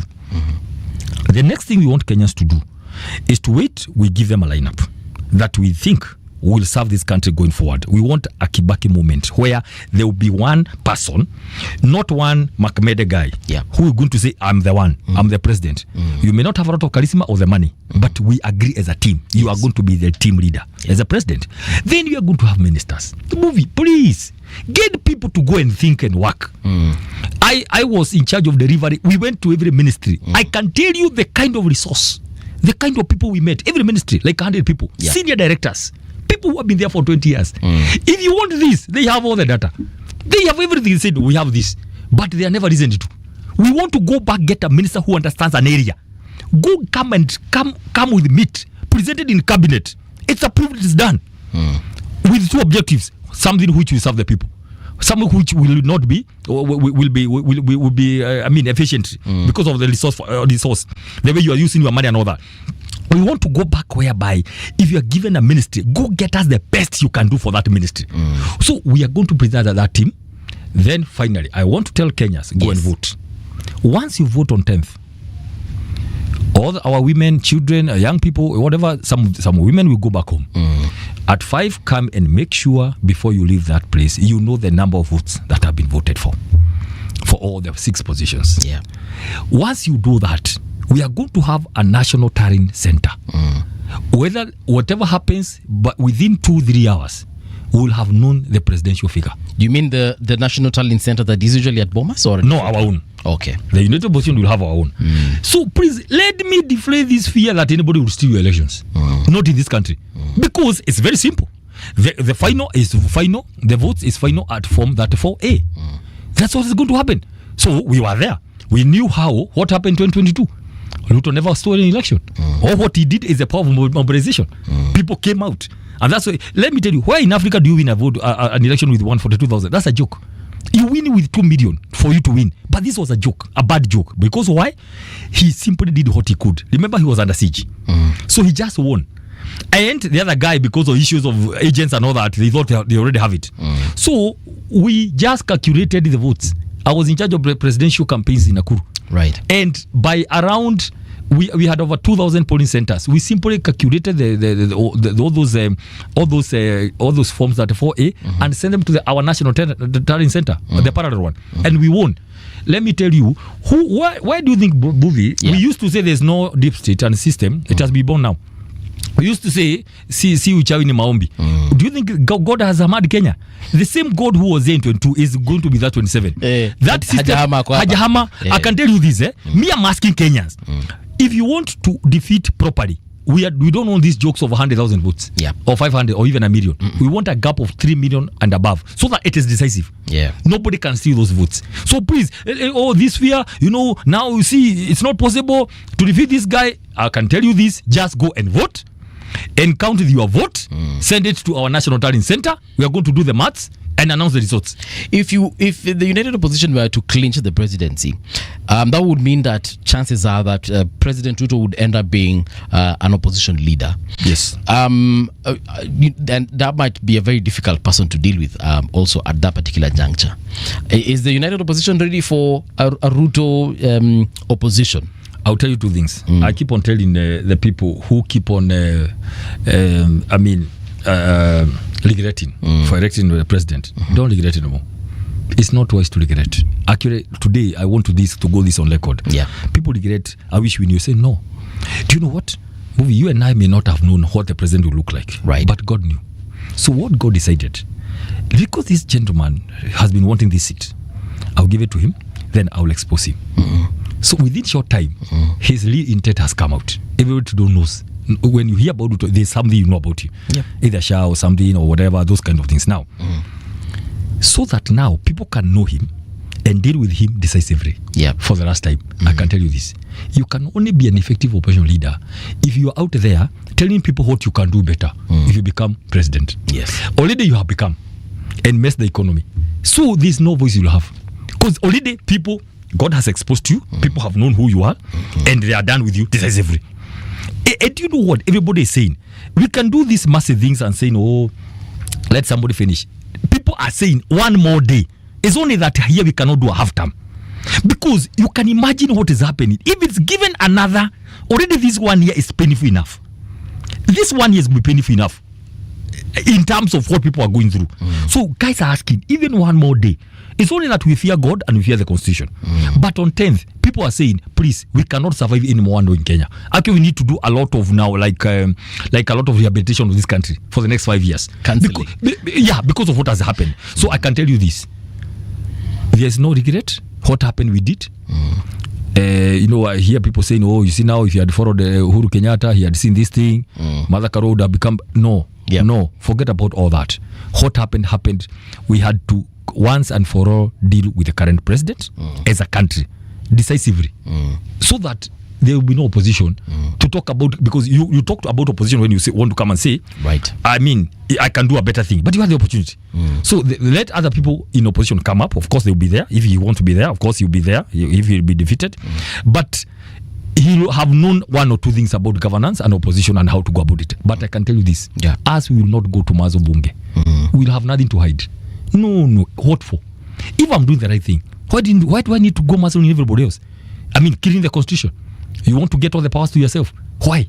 It doesn't make sense. Go and allow people to do their work. Let opposition be opposition. I mean, if I'll be elected senator in Nakuru, I want people to ask me questions. My people, I want to engage, because there's nothing I'm hiding. But so long as there's something you are hiding, you must kill opposition. Look at what's happening with Samia. And it's a very sad. Let me tell you, I have not slept because I am passionate about governance. And I was asking myself, Mpuvi, why did people like Jakaya Kikwete, the CCM structures, allow Tanzania to sink that low? That's my first reaction. How? Kikwete, all those people were the ones who are coming to give us a solution here. How did they allow Tanzania to sink that low? That's the first thing. Number two. Let me tell you, Buvi, the moment we think that we are safe with Tanzania going the way it is going, it will come back here, because the people are taking lessons. And you can see there's something. Uganda, there's something in the East Africa. There's something about this kind of dictatorship. So please, I'm asking one thing. The whole my takeaway is one. Never joke with the people. The power of the people is so dangerous. And unfortunately, you cannot control it. I'm asking Suruhu, let her agree to the people. Make sure that election is called off, or rather is nullified. We want another election in Tanzania with people like Tindurusu and others allowing to vie. That one we can at least to say you wanted to go to IBIS, but you are back. That is the only solution according to me in Tanzania. Nothing else will change. I can tell you the only thing that can get these young people to the streets, nullification of that election. And number two, fresh elections be called within the shortest time possible, and all the people vie. If Suruhu wins, fine. If she doesn't win, that is the will of the people. We cannot allow Tanzania to sink. Let me tell you, if you allow it to sink, next will be Kenya. Then we are going to go to Uganda. Our brothers are still at range. It's so painful. Bob Jagi. And I'm asking, Are we waiting for those guys to come in clutches again? Surely, Kenya should have stopped. We should have stopped everything. Go and look for anybody else who are funding Uganda. If we cannot help ourselves and if the courts cannot help, we need to go and look for serious. Go to those big powers, all the donors and funders of Uganda. Right. Go to their embassies. Go take people. Send troops there. I'm asking the human rights organizations. I'm asking the NGOs operating in Kenya. And because we are our brother's keeper, please take planes. Literally go. Don't just write emails. Go and seriously look for people who can talk to Yoweri Museveni to release our boys. That's what I'm saying. Let's be proactive. Because the way you are saying here is enough. It's not enough to do press statements here in Nairobi. Because you don't know what's happening right now. Maybe guy is awaiting his last breath. Maybe he's denied medicine. Even nobody knows where he is. Even lawyers, everything. The court has said they don't have him. So can we go and intervene? And because unfortunately the country of Kenya is not willing to talk to Yoweri Museveni about our people, can we go talk to anybody on this earth who can talk to Museveni to release these people? That's what I can say for now, and it's serious. Yeah. I am not happy every minute that we are waiting, hoping to hear news from Uganda. It's not right. We should do something. The people who can do that, especially non-government organizations, they should be able to move fast. It's unfortunate, Tanzania. It's a sad story. We hope they get back to normalcy. Speaking of election violence, last week we sat here with Dr. Makori of NCIC. We also sat with Bishop Ndeda. And one thing that came out from that conversation is that come 2027, that things might not be as rosy as we think they are. And they were talking about we might have a very bad situation, perhaps even worse than what we experienced after the elections of 2007 in terms of election violence. I don't know if that is intelligence that has reached DCP or even reached the United Opposition. I would want to know who gave that story. I heard that from NCSC. The work of NCSC has just been left to spread rumors here and fear. And there's nothing much they are doing. Actually, NCSC should be reviewed, repealed, or done away with, because it's just there. You cannot come and tell us your work is to advise and give opinions and all that. They are being used politically, you know. Okay. To come and we are summoning Gachagua, you know, we are summoning this. You summon Kahiga, you don't summon Wanga. I don't know what it's called. And you know, you are messing up the name of that institution of that Udumze, you know, the guy who was very much renowned and respected the whole of Africa, you know, Level Kobia, as a person who was in very high, he served this country in a very high level. Let me tell you, we don't want fear. We don't want fear. I'm an expert on peace and conflict studies, and all what we are saying, let's do the early warning signals. Let us say what we think can have problems. One of the things we have said as a party is that we are telling people to be calm. Just don't do maandamano in the streets. We saw what can happen. And we have told our young people no more maandamano until the 10th of August. Because you'll be killed. This state has no qualms. So, one thing to avoid that as a party and as an opposition, please take your vote and go do maandamano by voting. Remove the urge to confront. Okay?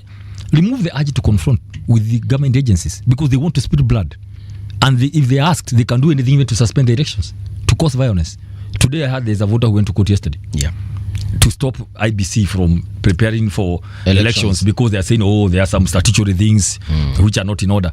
The government will do anything to try to stop or to cause chaos so the elections are not happening. Are we saying that that individual that went to court might be a government agent? That is the word. And yeah, I like the word might. Anything is possible under the sun in this country.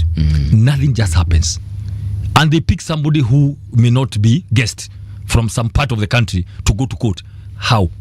I'm saying it is possible that person was sent by the state. Okay. That is what NIS do for breakfast, lunch and dinner. To just cause confusion of some sort, right?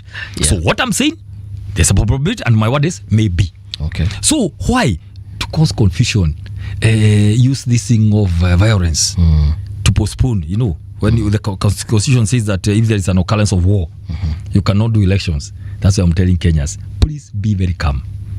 Don't allow to be provoked, even if you are. Because there are people who don't want the elections to happen. So please be very calm. That's number one. So that all these people say, oh, there's going to be war. Like, how can you come and begin the kid of war? Not unless you are the one who is trying to bring the war. How? Kenyans want to be peaceful. Let me tell you, people want to go on with their lives. Yeah. Sell mangoes until the 9th. Go vote and sell mangoes on 10th. Yeah. And milk. Yeah. And take your kids to school. You want, and then after the winner is announced, you want to continue selling your mangoes. So who else is coming here to tell us, we see signs of violence? Not unless you are the ones who is thinking about violence. Who wants violence in this country? Everybody wants to survive. You look at what happens one day when this country is on lockdown. People cannot breathe. People cannot move. Tear gas is fighting you in your house. So kindly, let's stop these war cries. Lady, there's going to be violence. No. I'm saying Kenyans, relax. Don't wait to be provoked. We are going to court as the official position. We have enough lawyers. Even today, we are going to join that case. To go and tell the court, dismiss this. We don't need this. We need peace in this country. Elections have to continue. Yeah, that's what we're going to do, because we want to be in this country. And some of us who know what happened in the past when we had issues, especially in Rift Valley, we cannot want to go even that direction. And that is what inspired my PhD on peace and conflict studies. After what we saw in 2007-2008, that's what inspired my studies on that area. And I can tell you, we are going to do the best we can. We have seen issues in Nakuru, around Joro there, communities. It started like that, cattle rustling. But in the cattle rustling, somebody is killed by an arrow. Literally, somebody removes a block from the house and shoots an arrow. Yeah. So I went there and I told the county, and I told those guys, listen, we are not going to go this direction. Don't be provoked. This is an issue to begin provoking. So now, tension rise. People run away from their homes. They don't vote. So I went, I told county commissioner, I told the peace actors there, can we have a team here to begin talking about this thing? And we talk about it so candidly. So candidly, we ask ourselves whether we want to live in the same place. Right. Because you can choose your friend, you cannot choose your neighbor. So that's what is happening right now. And I told Nakuru, look, this is where I was born. I was born in this place. We must rise above pettiness. We must rise above pettiness and the story of being used by other people who are flying in planes. Then we can kill each other, do cattle rustling, cause ethnic tensions, and cause confusion during the elections. Everybody living in Nakuru comes from all the 43 communities. I can tell you that. 43. Everybody is in Nakuru County, all the way in the 11 sub-counties. If you live there, you work there, your kids are there, you go to school, you vote there, you are a Nakuru resident. And my platform is peace and inclusivity. So anybody else cattle rustling there, killing people there by with arrows or pangas or anything else, we don't know this kind of confusion. We are going to have peace meetings in Joro. We manage that issue that was there, TPs, between Nakuru and Narok. Right. Over the issue that came up there. We controlled that. We are going to control that in Joro, in Mauche. We are going to control that in Moro, our neighbors in Kuresoi, in Longai. Then come together as Nakuru County and say, can we show our political leaders and everybody else we are matured now? We can do our campaigns, go elect our leaders, hold them accountable when we are all in our homes. It is possible. It's going to be possible. So I want to dismiss these issues of war cries. Yeah. But I can tell you, elections will be held. We are going to do anything possible under the sun, not for Mbai, but for this country. And I said, some of us, God releases people for some reasons. Nobody told Dedan Kimathi go to the forest. He just said, this doesn't make sense, right? Kenneth Matiba, Charles Rubia, all the people, freedom fighters, just somebody felt, can we do something about this situation? So we are here to say, me, I'm for peace, inclusivity, dialogue, negotiation. Let's all know that we have a country to go by, but also we must do the right thing. We have seen in recent past tactics such as voter suppression happening, whereby chaos is created in certain areas and especially in strongholds of opponents, so that you can ensure that people in that area do not get up and go and vote. Is that something that we need to be concerned about? Because we know largely Kenyans are peaceful. I can tell you, Buvi. And that's why this area, I'm happy, this area will continue preaching a message of peace and be keen that these things can happen. Voter suppression, some pockets of violence, And do you know what happens in the systems? They will not get guys from Ukambani to go and cause chaos in Kangema. Yeah. They will recruit people from Kangema. Local. Give them money. You see? I hear now Kimani Ichung'wah branding our young people as Mungiki and saying that Leonard Rigathi Gachagua wanted to kill Maina. What is the purpose? Conflict. Go and conflict. Who is Mungiki? I mean, I could as well be a Mungiki. Mungiki is a young man from the Kikuyu community. So what are you telling us? Please. The leaders who are eating honey and milk and red meat from Mount Kenya, Ukambani, right now in government, kindly eat in peace. Know that 99% of your brothers and sisters are actually going hungry. They are sleeping hungry. They don't have medicine. Their kids are the ones who are at home. They don't have capitation. Your brothers and sisters, they are sleeping hungry. All the kids of important people in this country, they study abroad.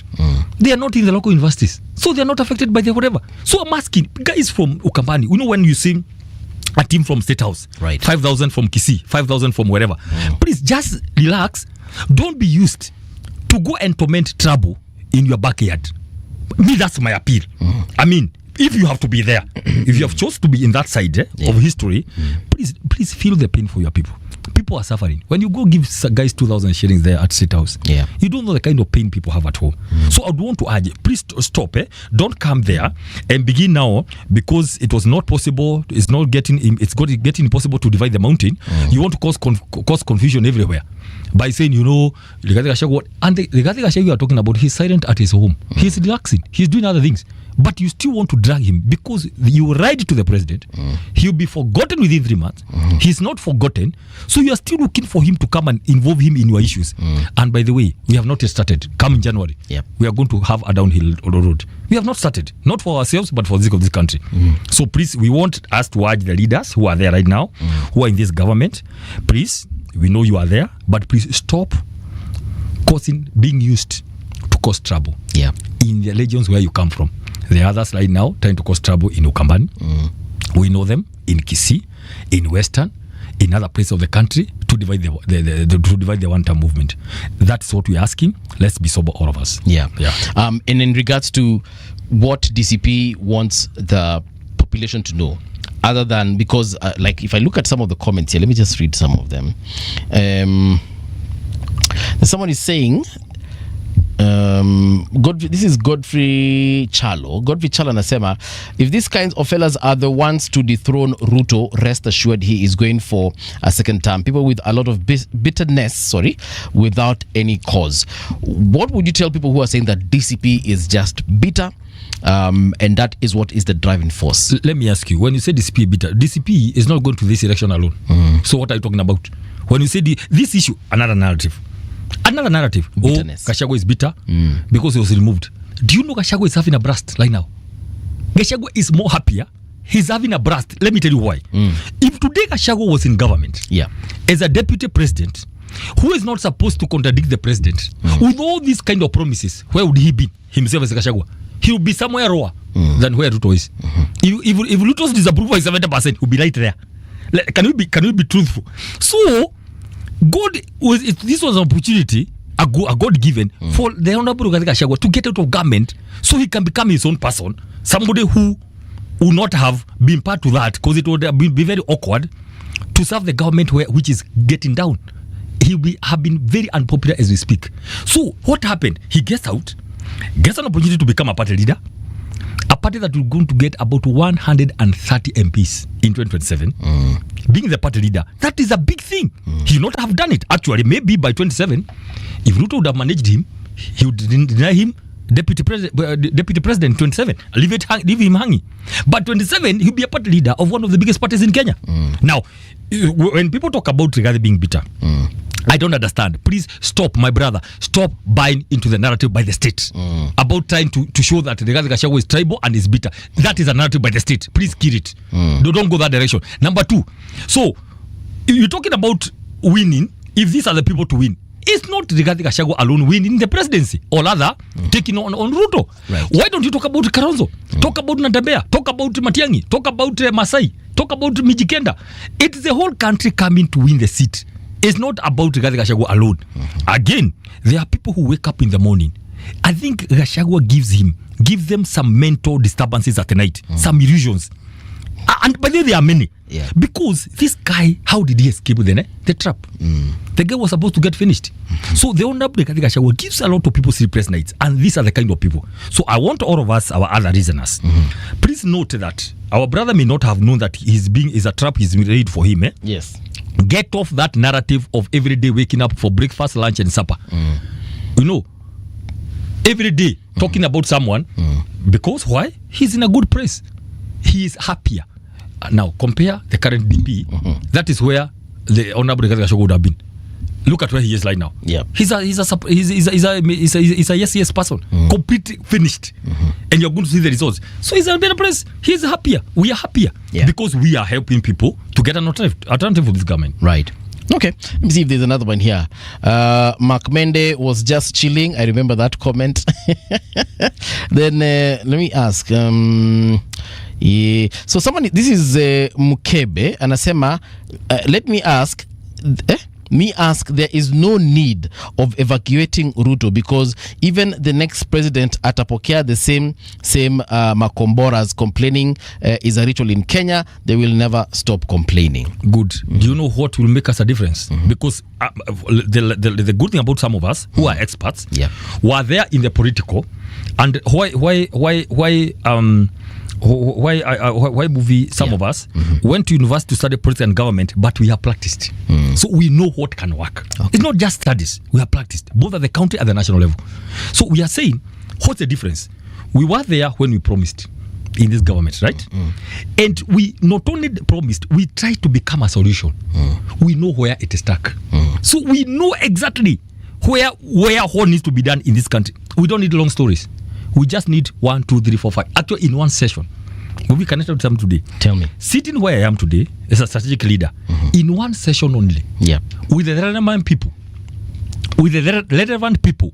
we are able to pick few projects that can span this country to the highest level. Just that, administratively. We don't need many stories and trying to tire people with many stories because we have them here. We have gone through every part of this government. We know what needs to be done. We have listened to the people because we're in the politics. We came to government. We've talked to the senior people, experts on trade, investments, industry, sports, water, lands. On issue, we know what needs to be done. 3 things.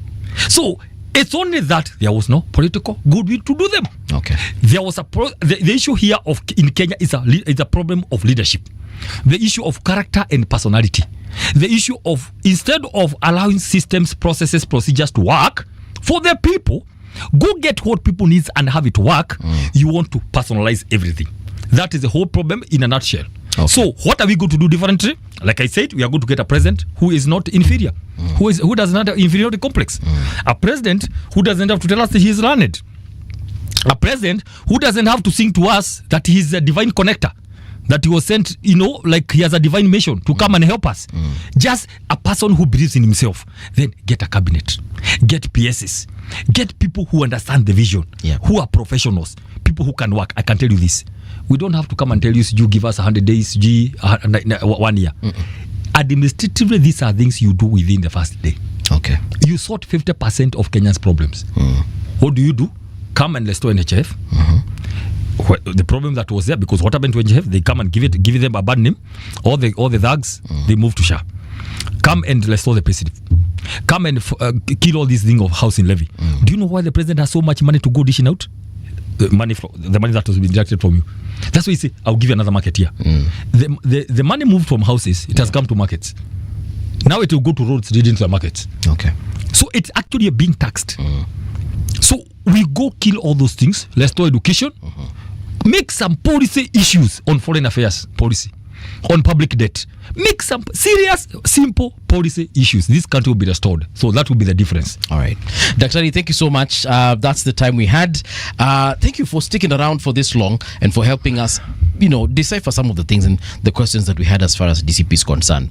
And we invite you to come back again to have another conversation, an extension of this one, where we can actually talk about the main agenda of the United Opposition. And I'll ask you to come with your colleagues from the same opposition, so that we can have a more robust conversation.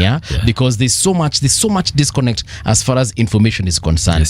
And people are alleging that perhaps the United Opposition is not as united as we think it is. So thank you so much. We shall definitely be joining you soon.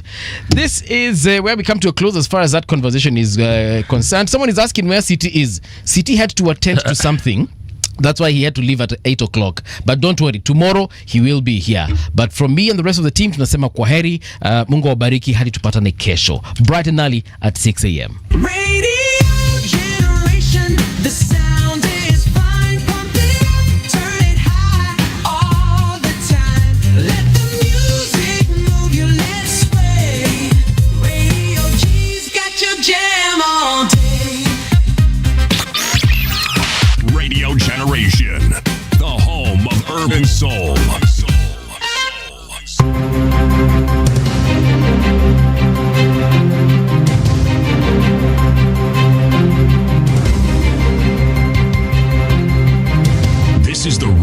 Generation News. Good morning, I'm Winnie Maganga. Police in Narok have launched an investigation into the brutal murder of a grade 9 girl who was sitting for a Kenya Junior Secondary Education Assessment. The student was a candidate at Ingoperien School in Angata Barkoi Ward, Narok County. According to local authorities, she was ambushed early Wednesday morning as she made her way to school for her national exams. Her body was later discovered dumped in a sugarcane plantation with a throat slit. Tumepata hiyo habari kwa huzuni na naomba haki tendeke. Naomba serikali waingilie ndani watende haki, huyo mtu apatikane na haki tendeke, kwa sababu hiyo ni dhuluma mbaya kwa mtoto mdogo wa shule, wamemkatishia ndoto zake za masomo. Ambaye ningewasihi wazazi wasiwachilie watoto asubuhi sana wakiwa peke yao. Ni vizuri watembee wakiwa kwa vikundi. Ingekuwa kwa vikundi, maafa kama haya tungeepuka. Health Cabinet Secretary Aden Duale has dismissed claims by Kiambu Governor Kimani Wamatangi that the county recorded no maternal deaths for 8 months. He says government data confirms several mothers and newborns died in the county's